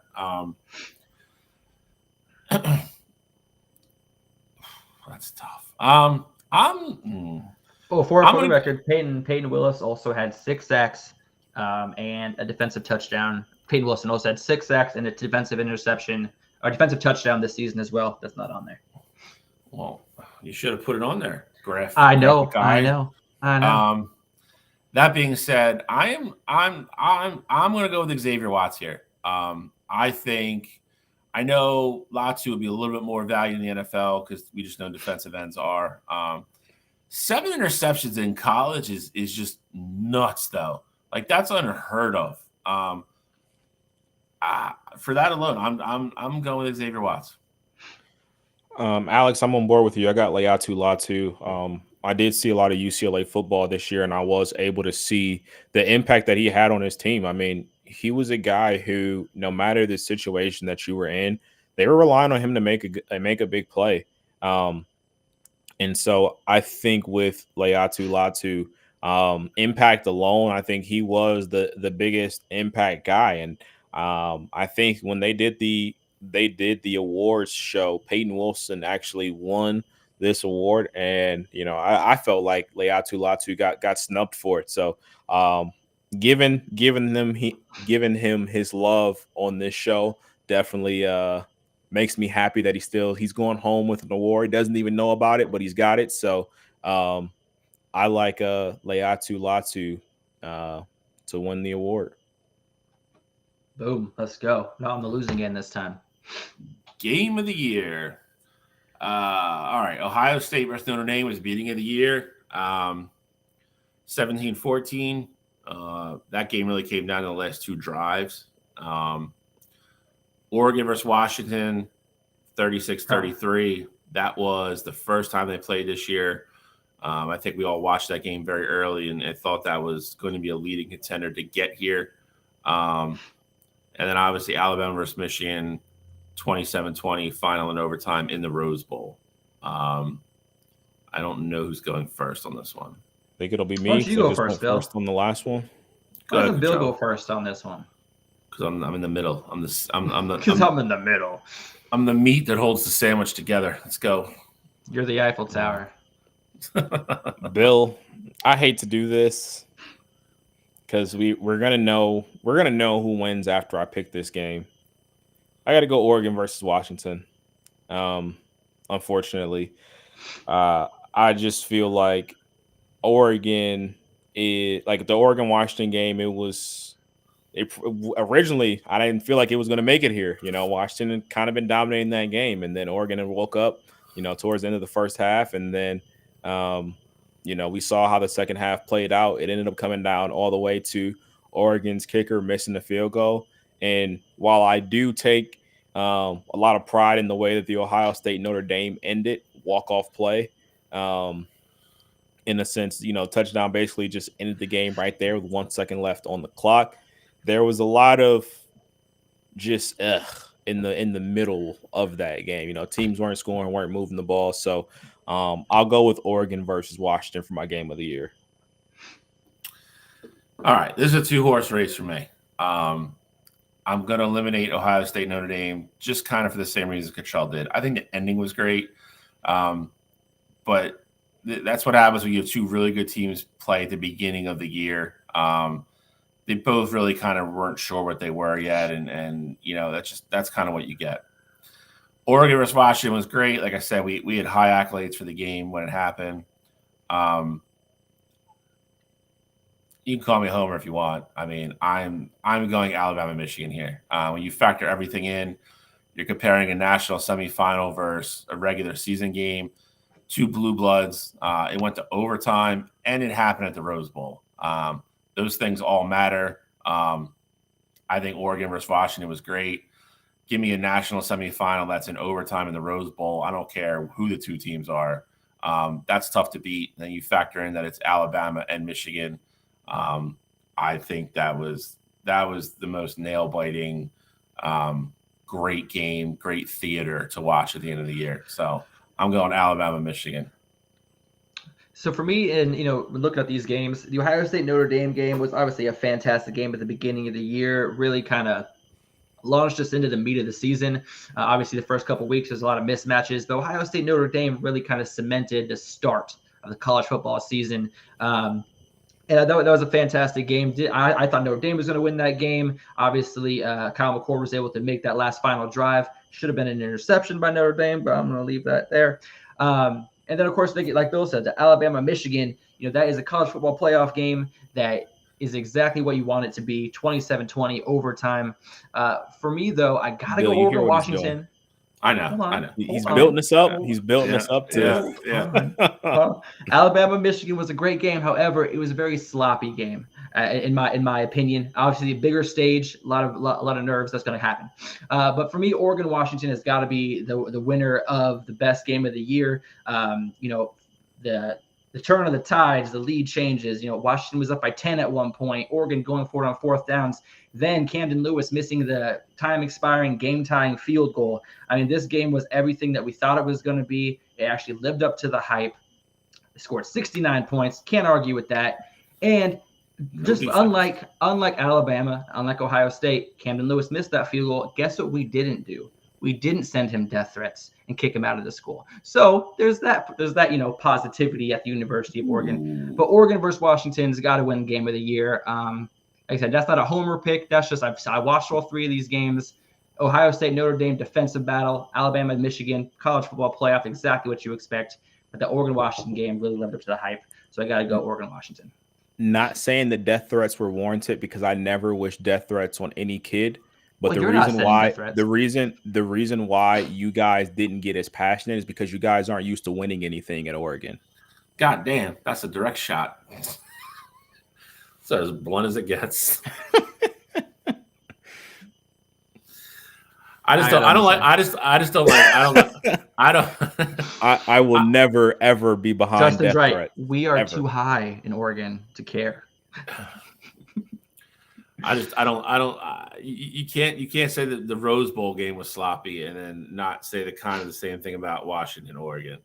There was awful coaching. There was bad decisions. There was missed kicks. See. But here's the thing, though. They weren't bad decisions, because we all 3 of us jumped on the show that next week and said that we would do the exact same thing in his situation, going for it on 4th down, staying aggressive. It's different between fumbled punts. It's debatable. Listen, man, that's what happens. You play on the biggest stage, man. You get nervous when things matter. It's not week 4. It's not week 4, in Washington Stadium. It's the national semifinal at the damn Rose Bowl for a chance to go to the championship. It happens. I don't know who exactly. But they're right. Washington, Oregon has to be game of the year, and that's why we 2-1. We have one more category. Was that it? That was it. That's it. Shoot. We are finally done our marathon show. We almost went 3 hours. I knew that was going to happen today, though. We just had too much to get through. Justin, everybody else that's in there, I saw other people in and out. Appreciate you. Nef TV. Dempsey was in there for a while, in and out. I know other people were as well. So, we thank you as always. Some breaking news here. QB Des Ricks, a 5-star kid last year, slotted like he was probably going to start this year, played a little bit, got hurt. He has just entered the transfer portal from Alabama. So that is a prized going to be a prized get for somebody to get him out of the portal. I almost wonder, is that opening up a spot for Jabbar Muhammad? Maybe. You'd have to think that. I don't know. You kind of, the writing's kind of on the wall with there, but I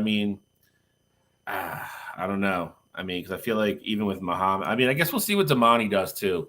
There's a lot of chatter that he's going to go back in the portal, because and if that happens, then I think it's kind of clear cut where Muhammad's going, because that would be 2 5-star kids knowing that they're not going to start next year. So that being said, just to update everybody, we are going to have a show next week, and that's probably going to be our last one until we go on a little bit of a hiatus.